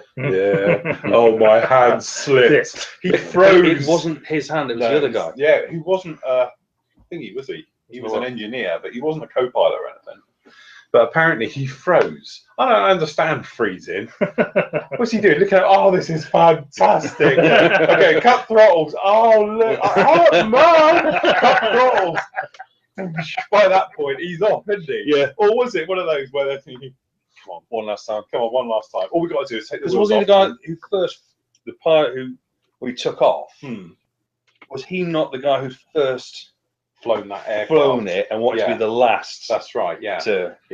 No, he didn't want to be. He picked it up from a delivery. It was an accident. And it was an accident, but he froze. Yeah. You know, how many pilots do you know who would just grab the throttles with that amount of experience that he's both hands on the wheel? And obviously it's a big aircraft and it's old school, so he's, you know, he's obviously handling it. There's obviously a bit of wind because he does go off to one side, doesn't he? But I think I personally, you know, not saying I ever would, but if I was in that situation, I might have done a go around. Yeah. If you're there, you know, I was endangering the crowd, so at that point I elected to do a go around by my mum's house. Mum! And that gust of wind, the loop. That's it. And and do it like that one. It's a bit like the Vulcan, wasn't it? They're in trouble over that because it went over 70 degrees, wasn't it? So somebody's got out the video evidence and the protractor, and obviously, it shouldn't have done. It's on his final flight stuff. That's it. But apparently, it went too far, and now it's going to be, or was going to be. They decided on it. The CAA said, "Oh no, it's fine." But it looked like it wasn't the high energy. It's not like he was going to actually roll it, was it? But apparently, it was getting pretty clever. If you got all the way round, then you know, brilliant. But I mean, like the video was just. Like that, wasn't it? And I think it was stitched together to make it look like you did a barrel roll. And also, as you say, if you move your camera slightly, even in post-editing, you can shift it and make it look like, some of my best photos make them look like they're like this, and actually it's just I've changed the image. Rotate left. Just rotate left a bit, and do it like that, and it makes them look a lot worse. But no, fair play. But yeah, I'd have liked to have been there. How cut throttle. Matt, you'll be fine. Post 26. It's from Kane Milne, another Milne. Hey, look, it's two of you. It's two of us. What have they got? Like south of they? Kia Ora guys from New Zealand. Very good. Catching the live show live for once, and the wife is now making me go for a walk. Help. We are available on mobile. This is one for Steve. All right, Steve, you're up. I'm building my first armour, a Trumpeter BTR-80. Should I put in the glass and mask, or would you wait until after painting to add the glass bits? Cheers, all, and love the live shows. Right. The way I would do it, if it was glass that needs to be put in from the back, I'd put the glass in first, mask it, and paint it. Otherwise, if you can put it in from the outside, I paint it, then put the glass in. So you just look at what makes it easier for you. I'll have to do. Right. Not me to do it. No, I've got it. Right, Adam, we have a complaint. What a shocker. You're on the naughty step. Again. Right. Go on, off you go, naughty step. Yeah, onto your naughty step. You've done it again. So we've gone 3 weeks without a complaint. I didn't get a complaint. You have now. Have we had one? Right, okay. George Ellis says, hi to the team. I'm pretty pissed off. Wow. Strong language. With Adam's behaviour on the live show. If he can't hold his beer, then he shouldn't be allowed, shouldn't be there. We all like a beer, but he is horrible attitude. He is taking the piss out of another member who mentioned about his paint. Who's that? What was that? I'll watch his paint. Oh, what? Was it about me when I was Oh, yeah, that one. the metallics drawing quickly? Right. He is not what I watch the live show for. He just likes himself too much. Trust me, I've seen the world. I'm not a prude, but he takes the piss. Don't like the guy trying to be funny and take over the show. Please do read this out, as the guy is an arse. And I'm sure a lot of people will think the same. Don't take over the show, Adam. Who knows him quite well? Then? Hey? Who knows him quite well? Yeah. Is he your friend? Is your mum? It's your dad, isn't it? Again, I've told him if he wants to be on the show, he can just come on. George, I'm sorry. I am like Marmite. It's one of those, Yes. love or hate. It's not sent to offend. It's not meant to, cause any problems. But if you take offence, then air your views. Yeah, absolutely. It's one of those. The big thing is, guys, we try, I'm not being funny, but I do this day in, day out. It's my living and all the rest of it.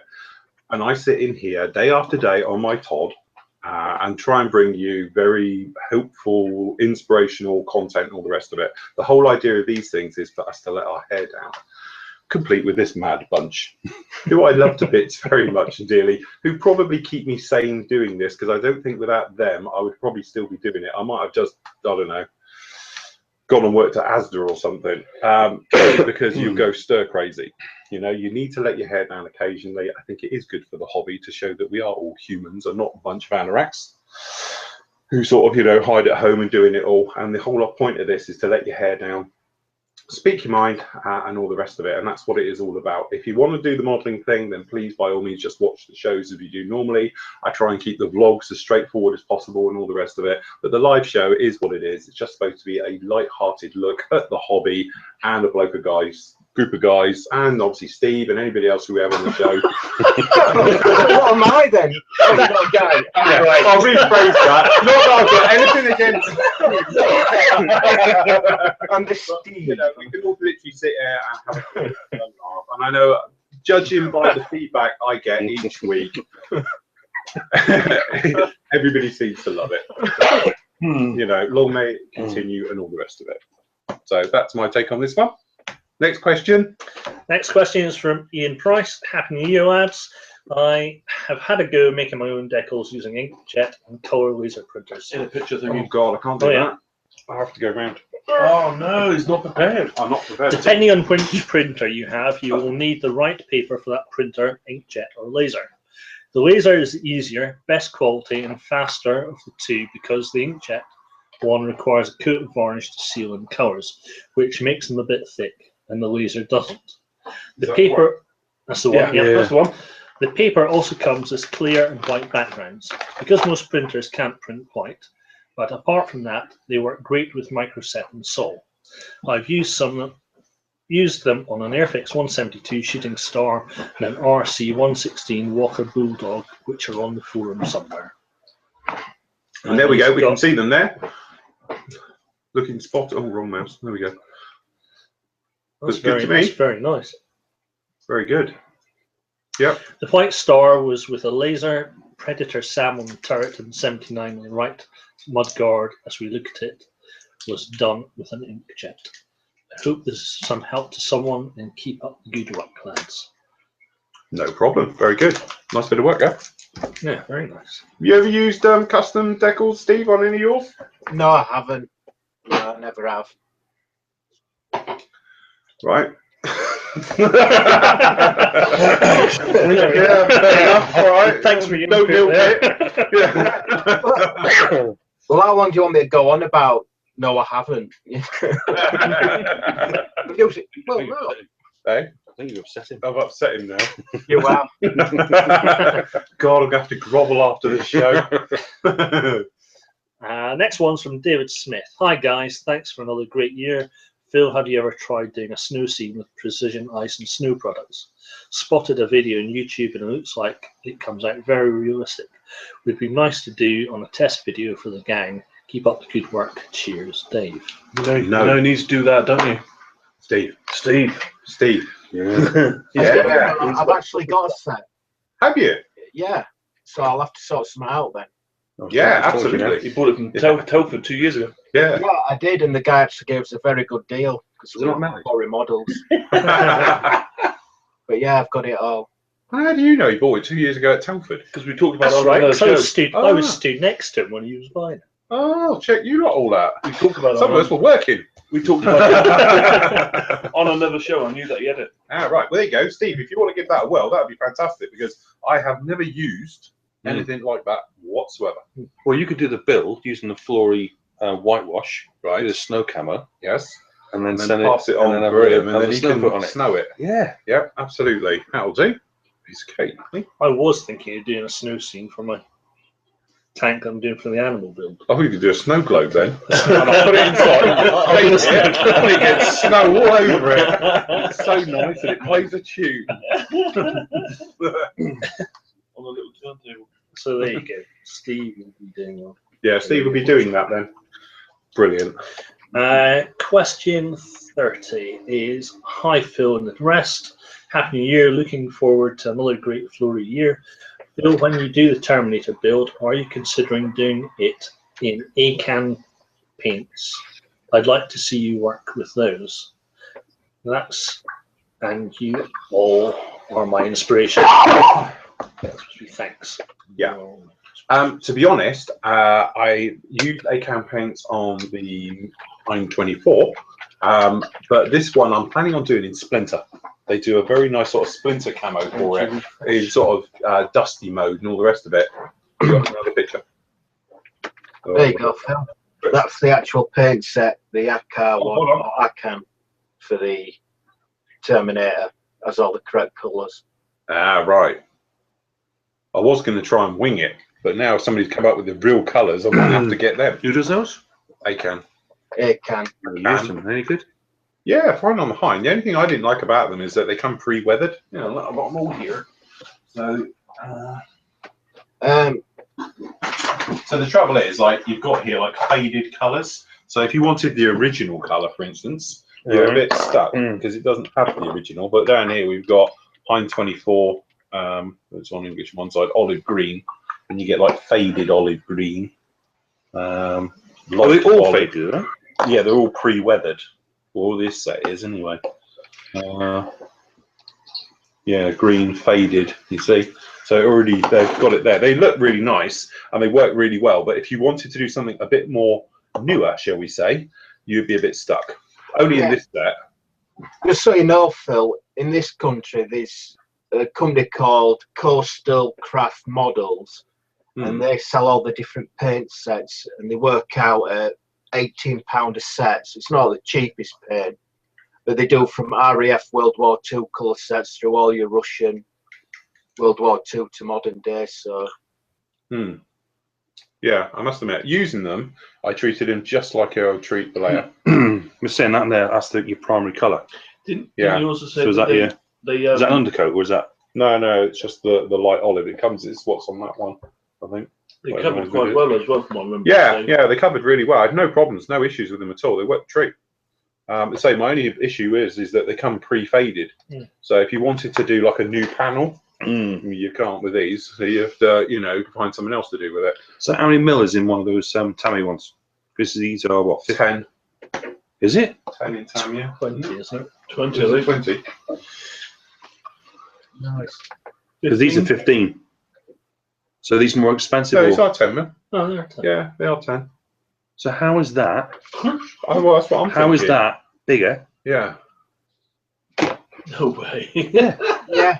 I thought that this would be tiny, but yes, according to this, it's Almost fits inside it. yes, 15. Oh, so it's not too bad value then. 83 quid a bottle it works out at. Yeah, but we're wondering, this Yeah. bottle It looks smaller. looks smaller than a 10 ml Tamiya bottle. And I know it's glass, but But yeah, you look how thick the glass is on the bottom. I suppose it depends on how yeah, but one of these fits it's inside it. What I mean is, Yeah. They don't always fill the bottle. Mind up. you, the Tamiya Yeah, ones are Tamiya never up to the- full. full are up. they? Yeah, perhaps these guys are a bit more full, which they probably are. It's like those wine glasses you get. Those kind of wine glass, but will hold a bottle. Yeah, Mm. yeah, I think that's probably what it is. I've got an unopened one here. This is a new one. To see how full it is. It's not anymore. Ah, yeah, this is right up the neck. That's where that is. Right. Yeah, so that's probably what it is. Your other 5 mil is in this top bit. So yeah, so that's why actually probably it's not too bad in money. Thinning wise, as I say, they're not quite thick. They hold their own. So you would thin them starting off at 50-50 and go from there with them. But I used them very successfully. I've heard people say about they're a little bit like what they call them, all those new taco, whatever they are ones, Hiya, whatever. Right. Them, can't remember what they're called now. A MIG stuff where it's you build up the layers. Otherwise, they tend to not like it and they get gritty. But I had no problem with it, you know. But that's what people have said. But What did you use to thin them? if I remember rightly, I just used X28, Excellent. or it would have been Vallejo airbrush thinner, and had no problem with it at all. And cleanup as well was really no problem. Very clean, very easy to use, and I did some, you know, pretty tight camo work with it, no issues whatsoever, and good coverage, good colours. But as you say, I just think it's just that thing about perhaps not having them pre-faded, but then if you want them to be just like that, then I think you'll be right. So yes. Next one's from Barry. Hi guys, when using Vallejo's surface primer, what would you use to thin it with and what pressure would you spray it? Vallejo's surface primer. We've not got a bottle of that somewhere. Thinning Vallejo, I must admit, I think I spray it neat. I spray it. So you shouldn't have any problems from that. And that's through a 0.2, spraying it around about 25 psi, high air pressure with it, no problem at all. As I say, I've moved on to Stynel Res if I'm honest with it. I do like the Stynel Res, although I do have to keep thinning it now when I'm using it, because when I went to use it last time, it started to gum up in my airbrush. I think it prefers a bigger needle. It doesn't like going through a 2 mil, a 0.2 mil. That's the trouble with that one. So, but generally, I don't thin it. I just lay it down. You're better off going thinner coats and building it up though. So yes, but because it's that polyurethane stuff, just don't try and sand it for a week. Otherwise, you have problems there. So yes. Okay. Next one's from Wayne Hillman. Hi everyone. There was 2 Ewok movies, Adam. Caravan of Courage and Battle for Endor. Yes, I am sad. He's got them both on Blu-ray. Maybe it was a caravan one that I saw. So I'm sure it was a family. Was it in a caravan or in a spaceship? Don't know, you saw it. Yeah. Well, I'm sure it was a family. Are you sure it just was Warwick Davis family holiday video where they were all on the seaside with woolly hats on? See, actually did a travel series, didn't it? Wasn't that Life's Too Short, you know?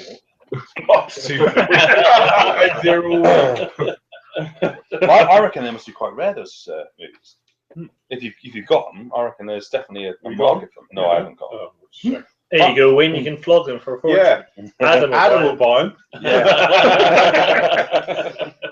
Yeah. He said, P.S. Adam, me and the missus, hi Debbie, love watching you on live shows. It's supposed to be a laugh, isn't it? It is. That's the whole Thank point you. of it all. Absolutely. Definitely. I better not say it, just in case it's still a sore subject. Well, Debbie lost a diamond out of her ring. Really? Yeah. Nightmare. Where? Well, anyway, time to play. Speak about it later. If you find a stone somewhere. Oh, what, here? No.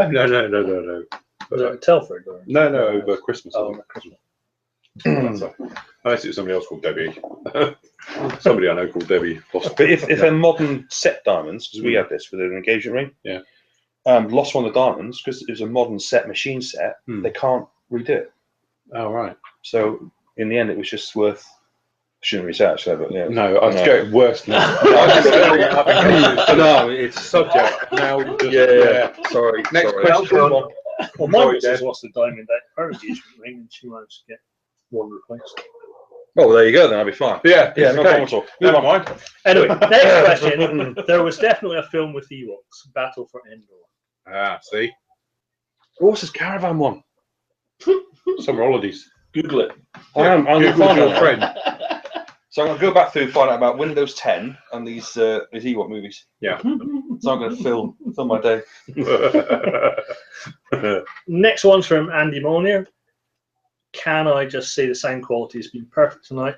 Looks like your new mic, mixer, and hard work have definitely been worth it, Phil. Thank God for that. Adam, we love you. Yes. The feeling's mutual. Very mutual. PM me.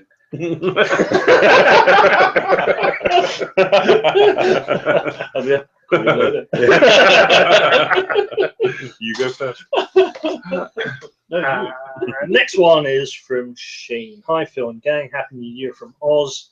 As I'm mainly an enamel user, old habits die hard.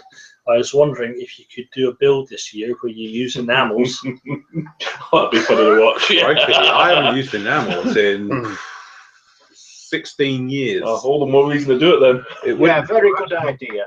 I think it's an excellent idea. Yeah. It'd be a respirator, MCC doing it, and I'll be getting, what the bloody hell are you spraying? I'm with Steve on this one, and Yeah, I'm with Shane thinking it's an excellent yeah, idea. great. Thanks, everyone. It might be a small But do you model. think You've got to idea? push yourself, haven't I you? just said I think it's No excellent. boundaries. Good idea. Well, yeah, push yourself. Yeah. You're outvoted. Yeah, thanks for that. It's like everyone. figure painting, isn't it? Yeah. You've got to take yourself out of that comfort zone. That's it, yeah. I'm Right. doing- No, Phil, you can do enamels. Oh, right. Okay. I'd have to go real back and And he'd like you to explain the pros Mhm. and cons of use compared to acrylics. It would be interesting to see your thoughts. I know they're toxic. I mainly want to know from a use perspective. so he's trying to kill me off, in other words, isn't it? It's Breathing right on in you. that enamel.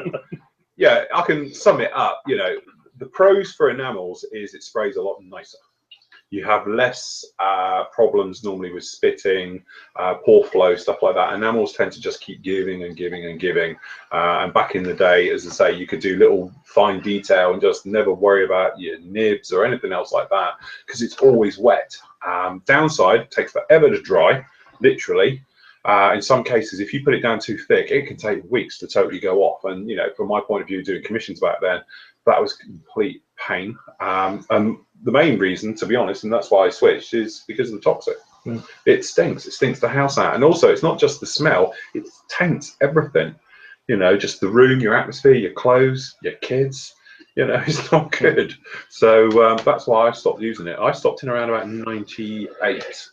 Would it be like 98, 99? I switched on it. But you know better now. You know how to handle it, so it'd be fine. Yeah, personally, I struggle to understand what you were saying then, Phil. So a video would be a lot better for you to demonstrate See, now you're all pros just and cons of enamels. And if it was truly toxic, surely Mel would come running in and shout at you, which Well, would be enjoyable to watch. she would do that anyway.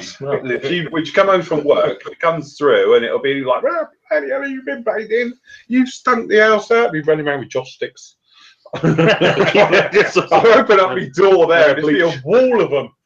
You know, of everything. That and bleach. Yeah, that's it. She'd be going around absolutely everywhere trying to. Love you, Mel. get rid of But it's the not smell. just the smell, it's the fact that you're atomizing something that's toxic. and Solvent. breathing it. Yeah. Yeah.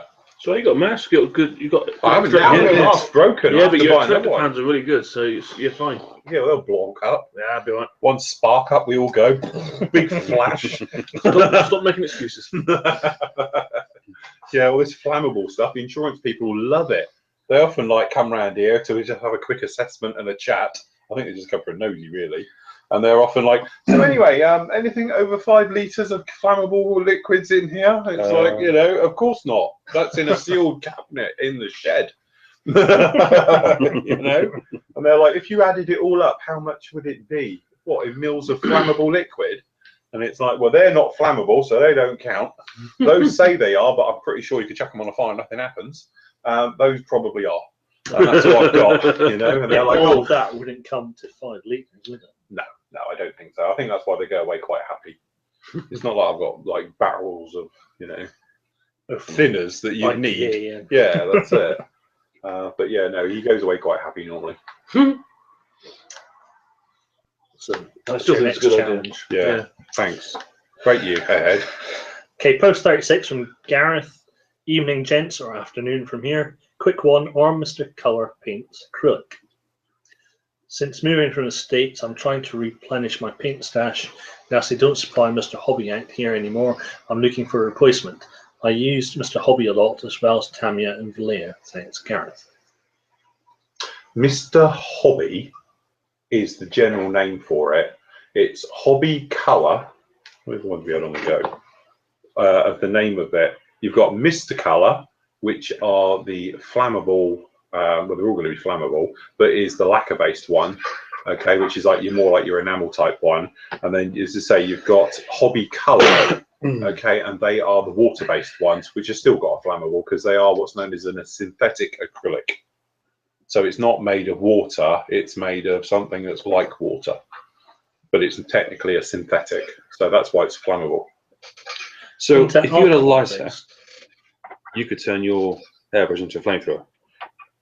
I don't think it would work with that. But with thinners it would. But with thinners it would. That'd be a great show. Do you know what? I As in have done that. wreck my model No, full of a lighter, yeah. making I'm flamethrows. with you. Do you know You what? take the It's compressor glowing- out the it's back glowing there. all over, Yeah, but kids, don't try this one at home because when I was young and reckless, and well before I got involved with this type of thing, I had to go with that. Just to see, because I was thinking the same thing, you know. Save time, set fire to the colour cup. Well, And then spray it. the trouble you have though is that you get build up on the end of the nozzle, and then that catches fire because it comes back at you, and then that that's how you catches see fire, it. and obviously you've got your colour cup, haven't you, Yeah. right up the front. It's not good. Next year. Yeah, it's only like, Yeah, it's, and you what's are that? holding it. But in it's your what's that, hands. like 10 mil in that cup. It's not going to like blow your arm. Yeah, but it's a is bit it? like having a firework, and it's stuck in your ass and setting fire to it. It's only burning for a little while, but Jesus, when it goes. Yeah, it's not massive, but the amount that holds the colour cup, it's not compression, is it? It's not like you've got a lid on it. No. That would just be crazy. Well, yeah. Yeah? But you could just have it, and even if that caught and just spat a bit, you just let go of it, and stick with there with well, you're medically trained. Exactly. So you could be there with the old But what I mean is, when you're spraying this, and it does to start with, it's quite good because you get a nice, you know, well, that's quite clever, but it does come back. And you let go of the trigger, and it's all on fire here. Well, there's not a lot between you and it, and then this bit here. well, so you increase the air pressure, don't you? Yeah. Just put more you increase the air pressure, and then eventually it will blow through. So you've just got to have balls of steel. Right. Okay. I'm just thinking for next to like wreck my model Right. We're going to set you up outside with a flame with retardant a flaming, with Yeah. a With a fire extinguisher. fire extinguisher. Yeah. You can You be must have medical one of them, standby yeah. with all his kit next to you, so we're all properly done.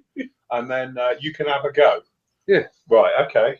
And then the week after we could build like a scale trebuchet and have like flaming boulders, boulders being flying over. flung- And if yeah. you hit the house, we'll Yeah. put those out. Yeah, that's it. Yeah. Right. I'll take along my boo, flaming arrows. Yeah, that's it. Liking the That's work. it. But he has to Lucky. stand half a Hit mile the down shit the out road. back. Yeah, next door. In his distillery. You know that you got 5 litres of flammable fluid in your shed. Yeah. Not anymore. That's it. Thank God. That would be an impressive show. Yes. Okay. Stand by for the summer. Right, okay. Next post is from Rob. Hi guys, can you advise me, please? I have a 1/32 Rebel Tiger Meat Tornado and would like to convert it to RAFGR 1-4 Afghan variant, load out, cockpit, etc. Great show brewing banter.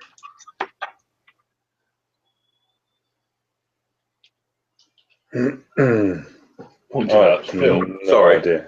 I missed that because there was a question for Adam in a minute. Right. Your Hi guys, tornado can you should be on advise me tornado. please? I have a 1/32 Revel Tiger Meat Tornado Mhm. and would like to convert it to the RAF GR1-4 Afghan variant, loadout, cockpit, etc. Great show, bro, banter. But it has to be either Yeah, I don't think it will GR1 work. or a GR4. It's not like Yeah, the big thing is the cockpit's going to be different, isn't it? For a start for 10.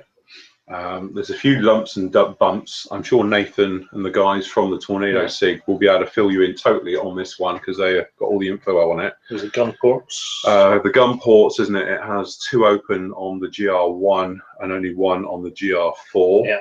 And obviously the pods, 2 chins on the GR4, 1 on the GR1. It depends also if the Tiger Meat one comes with that pod on its own. Yeah. Because Rebel did, didn't they? The GR1 as well. Yeah. Which I assume comes with all these bits. I I think there's there's something on the tail is different as Is well. Yeah, maybe something on the. Oh yeah, the tail because I had to do it to mine. You've got the ILS fins, which are the white fins, which we did onto my one. They've got to go on as well. Luckily, mine came in the kit, so you could just put them on. But the German one doesn't come with that for the instrument landing system. I'm just trying to think what else we did to mine.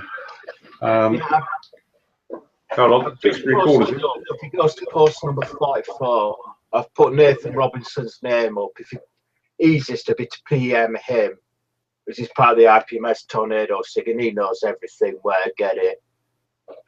If he done one of the guys from part of the SIG within there, will. So that's probably the easiest way of doing it. Yeah, definitely. Yeah, go for that one. As I say, there's very small but quite important changes on it. Depends really how much you really want to make it correct, because you get the guys who say the cockpit's wrong, but you know, I liked it. It worked out quite well. You know, as you say, luckily for the Rebel kit, it comes with all the bits in the box, so you could do it. So it wasn't so much of a problem on that. But for the 32nd one, I'm not too sure. Apparently, Flight Path do the set. Oh right. That's from Nathan. Oh, well, there you go. So yeah, have a look at the flight path conversion set for it, and you can do it that way. So yes. Okay. Next question. Happy New Year, Phil and the team. Ron mentioned using his silhouette cameo for die cutting and masks. Any chance we could entice him in doing a future demonstration? Yeah. Well, we could come to you if you wanted. In his new man. In my new man. Yeah. We will He'll fit. have to sit on his knee, That's it. and then he'll Fine. have to sit on mine. Done that before. Yeah, no change there. Just another Saturday night. Or you can just sit on mine instead. Kind of you having all the fun. I've been eyeing one up and like to know how it performs to cut masks for numbers and letters. How small, how crisp, and what materials to make the mask. Thanks. Well, I don't know about a live outside broadcast, but we could technically take a few of the cameras. Everyone have a camera each. Or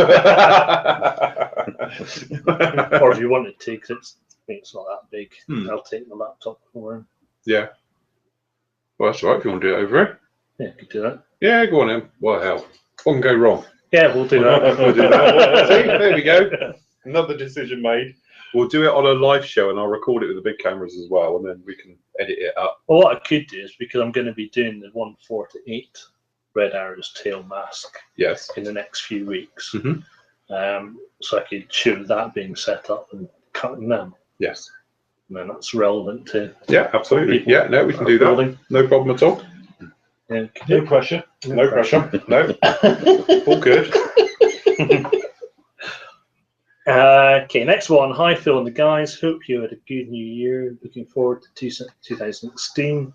My question is, since you enjoy building Bandai kits so much, have you considered doing one of their flagship range and Sick, you building let a the dog out. Gundam? Yeah, I think she's panicking. That's for the fine. loo. If you just kick her out the back door, she'll be fine.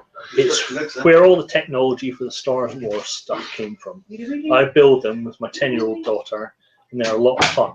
As she said, anyone can build them, and they look good with pre-colored plastic, which you can go to town with them and paint well them if you like.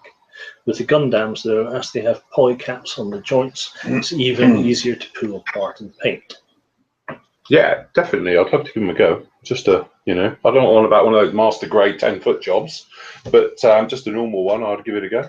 These But like what the is it? What's the robot character from? things, Is it like a Japanese, isn't it? Is it Anime type, cartoon? you know, cartoons and stuff like that.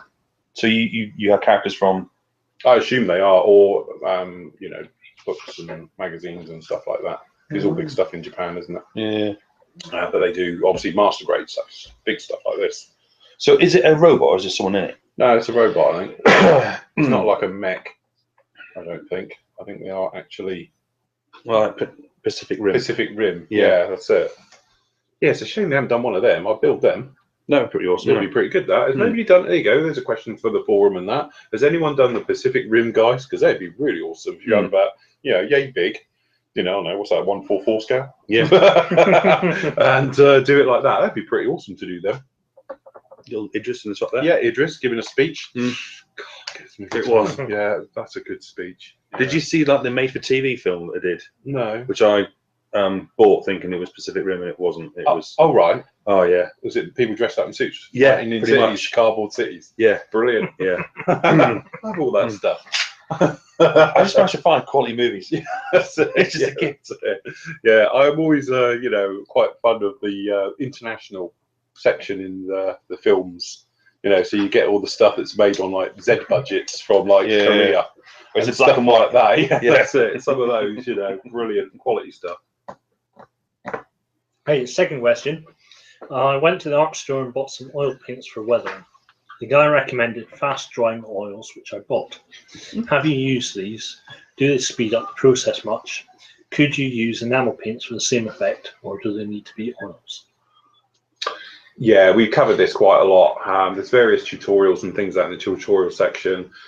You've got various different, like you've got your standard oil paints, which are like, you know, artist ones.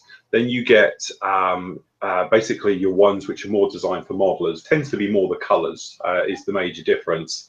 And then obviously you get your fast drying ones, your low odor ones, and the various things, but they're all roughly doing the same thing. The bonus with oils is they don't dry speedily. And because of that, you've got more time to maneuver them around. You can follow them around and do various different techniques with them, which is great. But the model to touch is always tacky weeks afterwards because it takes time to go off. Obviously, you've got one that's supposedly a quicker drying. It will still take longer. You know, and as long as you've protected your acrylic paint underneath, so give it a coat of clear or something else over the top, you can go in with oils, and if it's not right, you can go back again, rethin them a bit and move them all around a bit, which is quite a nice way of doing it all. But you know, I don't know, it's one of those things. There's other things out there. Enamel washes do very similar thing to oils, but dry a lot quicker. So as you say, you've got the MIG stuff. You're right there. Just been ruffled by a dog. It's fine. Is that what you call it? So yeah, there's different ways of doing it, but as you say, the quicker drying ones will definitely help. The other thing as well is to try and get some of the oil out. So Steve taught me this one is to have a piece of cardboard or tissue paper, put the oils onto it, so the oils are soaked out of it into that object, so they dry a bit quicker as well. So yes, Steve, you're our oil man. Yeah, I think you can get better effects. There's effects you can do with oil paints, blending them in, and things that you can't quite get using enamel paints. But like Phil just said, I tend to use the method of trying to get some cardboard or kitchen roll to absorb some of the oil, and it will then have a matte finish and it dries quicker. But when I've been using them, I usually leave it overnight and then just give it a coat of clear, and then just carry on weathering on top of the clear once that's dry. I'm not one of these who'll put the oil paints on and then wait 2-3 weeks for them to fully dry. You can't put, after about 24, 48 hours, you can cover them and it won't crack the varnish or do any side effects of doing it that way. Yeah, so as I say, it's just a longer process to it. And again, we're getting back to what we were talking about. I prefer the quicker way, but I did get lovely effects, to be honest, doing the Bradley and the Shermans. First time I properly used oils, and they worked a treat. And they were a lot easier than I thought it was going to be. Because I thought once they're in there, they're in there. They're not, because you rethin them, knock a bit of enamel thinners over the top, and they suddenly rehydrate like clay does, and you can move them around again. So why is it on that long-range desert thing? I can't get it off. I don't know, unless it's because you've gone onto a flat coat. No, it was a Gloss coat. Gloss It coat. just won't come off. It just won't shift. No. Arse. Yeah. Unless it's a particular type of oil which likes a particular type of thinner or something. Yeah. But I presume once it's totally cured, then that's it. Because it was literally, it was the morning after. Yeah, And it just should have. wouldn't shift at all. Because I must admit that Bradley, when I was doing it with that one, there's a couple of ports afterwards, and I thought, no, I don't know, it's a bit too heavy there. So I just slapped a bit of enamel thinners over it, and then just agitated it with Enamel brush thinners onto oil. onto the oil. Yeah. No, I don't. I always use. No what? Your best thing to get is I use Artist's low order white spirit when I'm using oil paints, and put plenty of that on the next day, and it will. It will go eventually. Start moving it around again. Yeah. I might revisit that then. Revisit it. Yeah. See if you can get it. It's only been 3 months. I'm sure it'll be fine. Yeah, it'll be fine. Just Right. spray it again, Adam. Strip it back, repaint it. Again. And again. If you got a clear coat on top of your paintwork, It should protect it. you put white spirit on there, it won't touch it. Yeah. I'll just dunk it in white spirit, see what happens. Yes. Well, what's going to happen? Then set fire to it. Yeah. Flaming ball. We can shoot it with a flaming arrow Yeah. as it's hanging. That's it. Hunger Games. Yeah, that's it. No, Prince of Thieves. Well, I'm not joking on a catapult with him. Yeah. Wasn't it the guy in Cornwall who died doing that? Yeah. With, Can on do that that? trench yard thing that flew in, You try. and he missed the net. You have, haven't you? I haven't tried. I'm sure it was down in Cornwall. You haven't tried. That's because you Oh, didn't have well, hay. you wouldn't get No, 2 that's hours knocked on the boat at the same time, and also they would just get tangled up and fall down. Because the bit for it in the film, you just the, Yeah, but you've probably got Strips the professional flags bow, off. haven't you? yeah, no, but they wouldn't go. They would just go on the floor. Still got to try it. Ruin the magic. The Destroyed, and then they all died, and that was the end. Hollywood. Dead. That's it. Hollywood effect. Anyway, you said thanks again for the great shows. Please keep up the good work. Thank you. This one's from Graham Thompson. It's the old smelly person again. Can I say Adam is a breath of fresh air, so to speak? Keep it up, mate. Thank you. Much appreciated. And this is from Kane Milne again. By the way, Adam, we love you. You bring great flavour to the show, so keep it up. Happy days. I'm very touched. Keep it up. Yeah, Wayne has posted. Oh no! He How has. good is He's that? posted the 2 Ewok movies. Well, he's found a link for him. On YouTube, Here you go, yeah. Adam. I Well, isn't it? reckon it's this one you remember. Caravan of Courage. Also, Battle Vendor on here for you, and the holiday special link. Only slightly worse than the Phantom Menace. That's awesome. So there you go, guys. If you want some fun, go and watch them. It speaks volumes, though, is that they're obviously that bothered about copyright. They haven't been pulled. It's just on YouTube. Oh, we don't care. We just don't care. That's my day There tomorrow. you go. That's it. I'm That's happy with that. Yeah, that's Yeah. the movie fine tomorrow. That is ideal. Thank you. Happy I am chuffed with that. Next post is from Jeff Angus. Good evening, guys, and a very happy new year. Phil, in regards to using enamels, have you tried Bartoline low odor thinner and Rustin's dryer? I can get extra colour to dry in a fraction of the time it normally takes. These colours all gloss, enable to handle within 3 hours, sometimes less, rather than the days it used to make. No, we're going to go on the green. Approximately 8 drops of Rustins to cup full. I haven't tried more, but it may speed up drying more. Umbro matte finish paint and Rustins I can get to dry as fast as acrylic, and it's harder wearing and very little odour. Bartoline thinner about £6 for 2.5 litres from B&Q, and Rustins about £3.50 for 500ml. Interesting. But that would involve me now going out and buying an entire new paint series. Because I haven't got any enamel paint. But That's a you downside. promised online earlier you would do that. You did. Yeah. Yeah. Oh, dear. Thanks, guys. Sharing the love with that one. Yeah. I'm going to do it. I'm going to be here. Goggles. Big white suit. Oxygen tank on my back. Massive rubber gloves. You know. And that's it. And here we are. Air hose out the back. All the extractors running. some industrial thing, fan out there. But as a kid, you'd be in the shed Oh with the Badger airbrush. Yeah. When you screw in the bottom, That's it. and Yeah, the little tube Siphon comes up. feed one. Yeah, and you'd have like you buy a tin of tin of propellant, air. Yeah, you'd have it in a little thing of warm water, yeah. and it was either full or nothing, That's right. and you just press and hope. And then it's just dripping. Yeah. This model in paint because you just. But in some places, just cloud. Your mum Yeah. will come in. Time for dinner. Yeah, smoking. Yeah. What are you doing in here? Yeah. Perfect oxygen fuel mix. Trouble is, I was like that, but I was in my bedroom. Oh, yeah. Clout around the head. What the bloody hell are you doing? Next day, there? the dust. Yeah, You that's want it. burns Yeah. everywhere. Yeah. Oh god. Yeah. Some major bollockings for that. Yes, I even remember the first thing I tried to airbrush. That was the Matchbox Prowler.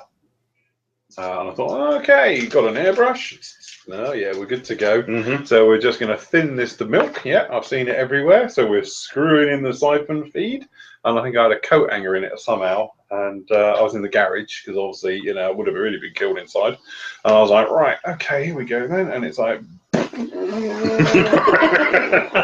yeah, I can't see the model because of like spray in general everywhere, hand dripping off my elbows, and all the rest of it. And this model is absolutely flooded in paint. And then afterwards, that airbrush never worked again anyway, because obviously I didn't clean it. Because it's very hard to clean those at the best of times. But I just thought a bit thinner through it and it'd be fine. And it was like brick the next time I went to use it. Yeah. And this thing was just chunk of grey plastic after I'd finished.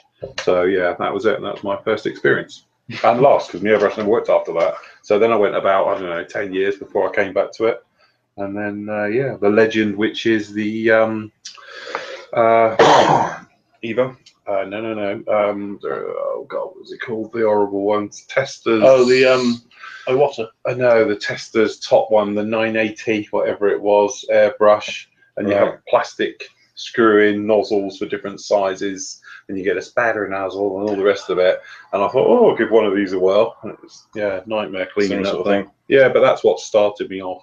I had one of them given to me. Yeah. Oh, I got not given to me. I bought in a nice wooden box. That's right. You get a nice mahogany Yeah. box with all the little nozzles and the colour cuts. Yeah, because my second one, because after I broke it, because that's what they do after a while, and I had another one, and I bought the mahogany set one, which is absolutely lovely. It's not a mahogany box. Yeah, it's terrible. I think my mum had one. It was a Badger one, but it had the little cup which kind of went down the side and then up. Yeah. Sort of one of that was just A bit weirdo. Yes, it was underneath and then came up. It was a little tiny. Yeah, well, these ones Cup. went in the side. You can have them each side. Yeah. It's plastic, the entire thing. And if you give it too much pressure, you snap the gubbins inside that actually retracts the needle. But yeah, God, it was awful. That's why Brett Green holds it like this. Because that's probably the best way to do it. Get more control. Because if you try and do it like on top, there's just not enough mechanics to actually physically retract the needle properly. And the way they work, they have a solid plastic nozzle. That's what I used to, he uses it. Well, he's sponsored by Testers, isn't he? So he has to. Because the results he gets are pretty awesome. Yeah, that's right. But it's not a nice airbrush to work with from a cleaning and ease point of view. You have to clean it like afterwards, soak the nozzles. It says do not disassemble, but you have to. So you have to pull the back of them out, and then you get the needle, the spring, and the plastic, clean all them off, put them back together, and do it like that. But generally, it's a nightmare. An airbrush, so much hard work. I can see the pain in your eyes. It is still flashbacks. Painting all them bloody Hornets with it. It was a lot of that was done with the Hornets. All right. Yeah. Are we done? We must be getting near. We're 10 to 10 here. We're overshooting something. Next one's from Steve Sutcliffe. Oh, which is just this is responding to Rob's query about the tornado. So he's saying PM Nathan Robinson. And the last one on this page is Phil. You said on today's vlog that you have aftermarket parts for the Terminator. Would that be Edard 36-304? No, it is. To be honest, it was a bit dubious. It's one of these eBay sales that you do late at night, and I thought, replacement gun set for it. And they turned and brass and all the rest of it, and I thought, right, we're going for that. So I bought that, and it turned up in a plastic bag with nothing on it.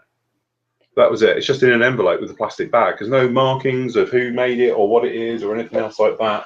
Oh, I'll dig it out because I'll never be able to move all that lot.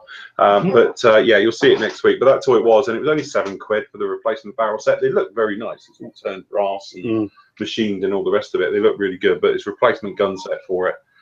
So I haven't gone down the full extra thing yet, although I might have a look around at various bits and pieces for it this week and get them in full start next week. Okay, we've got 2 more posts. One is from Nathan Robinson responding to Rob's query about the Tornado, saying it's going to be expensive. And he's got listed there all the aftermarket parts you'll need to convert it. So thank you for that. And the last one is from Reese, just going back to the Black Cats. Just looked, and the Black Cat doesn't have foldable blades. Oh, see, wrong one. Which one it is? I thought they were the same. Wonder if it's the the German one with it. Yeah, with the leopard or whatever it is. Yeah. Yeah, That's that's one that's got. Would you think it could be a Lynx on the side? Just thinking. Yeah, Lynx helicopter might be a Lynx on. I don't know. Could be wrong. Perhaps it's a leopard or a sparrow or something. I'm just thinking out of the box with this one. That's all right. Yeah. It's a good point to end on. Did they have it? I thought they were identical kits, just different I'm markets. pretty sure there's a folding blade on one. Oh, of them. right. No? Are you sure you're not thinking about the Airfix one, Sid? Yeah. No, it's one of the big ones. Oh, right. I'm pretty sure I've seen a big one. Well, there you go. Somebody's got the With a Lynx folder. version. I'm pretty sure I've seen a big one with its wings, its rotors folded back. But that could have been an aftermarket. I was going to say, yeah, you can get an aftermarket set that does that people buy. Yeah, the Airfix one has got the foldable, isn't it?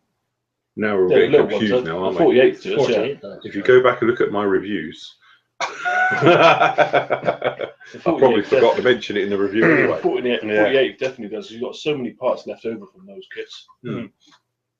Right. Anyway, he says, also, I forgot to ask, do you still run that yearly barbecue you run? And if so, how do you put your name down to come? Who's that? Reese. Oh, Reese. I thought it was to say. I spoke to Andy about it yesterday. Barbecue job. Well, yeah, it's like a free for all. I was talking to Andy yesterday about it, and we're thinking it's going to be on the 6th this year of August. That'll be the first week in August when we usually do it. So yeah, it's literally all details will come up a bit sooner. Bring a bottle, and that's it. Everyone just turns up. It's usually a good old giggle. Always rains. Always rains. Yeah, we always get the rain. As soon as I like But the pizza shop now, we know where that is. Hey? We know where the pizza shop is now. Yeah, that's it. All right now. Pizza's last year. Might even have some bacon for the barbecue this year as well. Yeah, absolutely. And you got going with the chimney, didn't you? Yeah, chimney. You had that burning well. I've almost got a deck left. Flames licking about that. Yeah, Out the top You of it. have to get them going. It's a chimney, not a furnace. No. Get it going. You have to get You it see going. it from space. But once it's up to temperature and it calms down, it'll really heat. I'm pretty sure they're not supposed to glow white hot. It's only because Andy mentioned, have you put sand in the bottom? That stops them exploding. Good job I'd done that just before. I was like, well, no, but we've got some. I'll put some in. So yeah, that was good. Who knew? Didn't explode, did it? No, it's still in one bit. Still there. Still ready for next year. So we'll be all right. You should get that one that looks like the Death Star. Yeah, it does look good. That would be good. Yeah. There's one with Darth Vader's mask. Yeah, Yeah. you can have his, there's nice. There's Oh, a yeah, Jar Jar load Binks them. as well. Yeah, he's just on fire. Yeah. He's got flaming arrows. No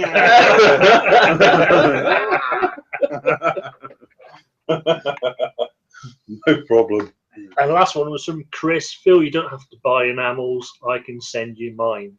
Oh no! I bought wrong and have about 30 bottles of Humbrol enamel. Send me a PM if you want them. No! Steve, No, I don't. we'll leave that in your hands, Steve. Nightmare. Oh, God. And that's it. I ate enamels. All done. Crikey. Well, we're only an hour over. That's all right. That's pretty good for us. Back to 3-hour shows. Right, my throat's just about held out. I have been a martyr working on Oh yeah, you've done Oh, me. I'm sorry, you've done One me. little trooper. Yeah, I have. Terrible. Trust me, it's smaller than that. My head's been throbbing. Yeah, I've done these. There is some interesting edits, I must admit, or there will be. I haven't actually edited it yet. But one of them, I complete hacking fit right halfway through. So it's going to have to be one of those where it's going to be a thing because it was quite a key point that you can't do it twice. So it was like, there's a bit of a gap, and then I'm just going to have to somewhat edit and merge it together. So if you want to hear me hack me guts up in 5 minutes. No, you don't. Yeah. The trouble is, when you have a coughing fit, it's not like normal. Like if the door goes or the dog barks, I just freeze. So you're like this, and you're like, okay, and you're just doing it like this, and you're moving in, and I'm usually, because it's on the screen over there, and I'm watching it there more than here, and you're doing it like this, and the dog suddenly goes, so I just freeze and just stop my hands, because obviously it's using the overhead camera, and as long as I don't move, it doesn't matter, and then the dog shuts up, or the door's been like, and then I go, and then you just go like this, and then that's it. So it's seamless in editing. But when you're having a hacking fit, you tend to move your hands and go like spew it up, and then you also forget what you just said. So you're like, right, and where was I? So, okay, I thought I was here. So that's when you see my hands are like this in one shot, and then it just suddenly goes on like that. So you can't play it back on the screen that you're... I could do, yeah, but it would involve having to then go back and then fast forward it to the end of that you've just done. And it's easier just to, sometimes if it's something like these, I could just take it apart again. Yeah. But if it's something you've glued and done, you've got no second take with it. But that's the beauty of 3 cameras. You can trick it somewhat because you just cut to another camera that's not looking at your hands, or it's more detailed in one place, so it looks like it carries on. Yeah, it's all the little secrets. Audio syncing. Yeah. 1, 2. That's it. It's got to be done. Can't believe how much time that saves. Right, are we all done then? Are we all good? Yeah. Right, you all sorted, Steve? I'm all sorted, yeah. You're all good. Right, well, that will be us for tonight's show. Thank you for joining us. Thank you. For another memorable, lively show. We don't know when we'll be back because we get banned off air forever. Or even if we'll have a company at the end of this. But if we do, we'll be joined soon. But I don't know, because I haven't asked this lot when they want to come back, if they want to do this fortnightly, monthly, or daily.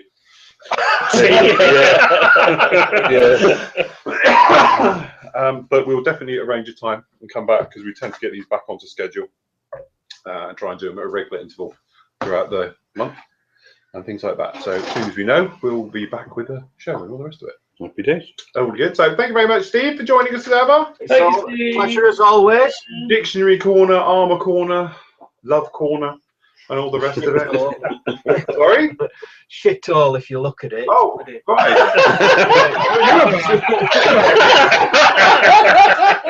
Fair enough.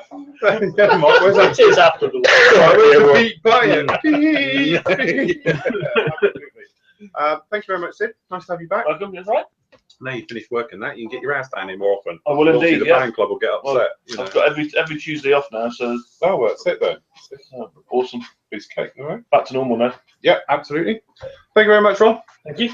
We'll see you with your printing next time then. Yeah, cutter. Does it make a noise as it cuts? Yeah. Does It goes, especially when it's doing a curve, it goes. it take long? Is it like a 3? Dogs are nightmare. Dog's copying. Yeah, dog's copying. In fact, the dog's got a better impression than you have. No, it doesn't. Oh, right. Depends what you're cutting, like what material you're cutting, but Right. Okay. lightsaber. Yeah. I mean, the masks, the 1/32 masks, it take about 2 minutes to cut 6 of them. So you should take a say. It takes an hour. It makes it sound better when you're selling them. Yeah. Yeah, it's a long process. Yeah, Takes an hour to make each there was one. all the CAD work. Oh, right, Of yeah. course. Yeah, cab work. Phew, that's hard, isn't it? Up that chimney whilst you're doing it, isn't it? Yeah. Never mind. Thank you very much, Adam. Pleasure as always. Oh yeah, enjoy every day. Adam Fan Club is available. You can Facebook him. I think I'm a new member. Have you? Yeah, definitely. Yeah, that's it. Absolutely. Never mind. And I'll see you obviously tomorrow for the thing, and I don't know if we'll have a part of a video up yet. It depends how much I can get edited on these. If they are, that'll be up tomorrow. If not, it'll be on Thursday, and then on Friday we're up with some more great reviews. So until I think we should have another task set out now, because you've got one for your enamels. right, So I reckon we should have a task now right, for Adam to see how many friend requests he can get on Facebook. yes, No. That's not cool, Sid. yes, you can get Adam. I'm not actually on Facebook. Yeah, just delete his account. So that's it from us. We're going to say goodnight, everybody. Say goodnight, Steve. Night. You. Night, everybody. We'll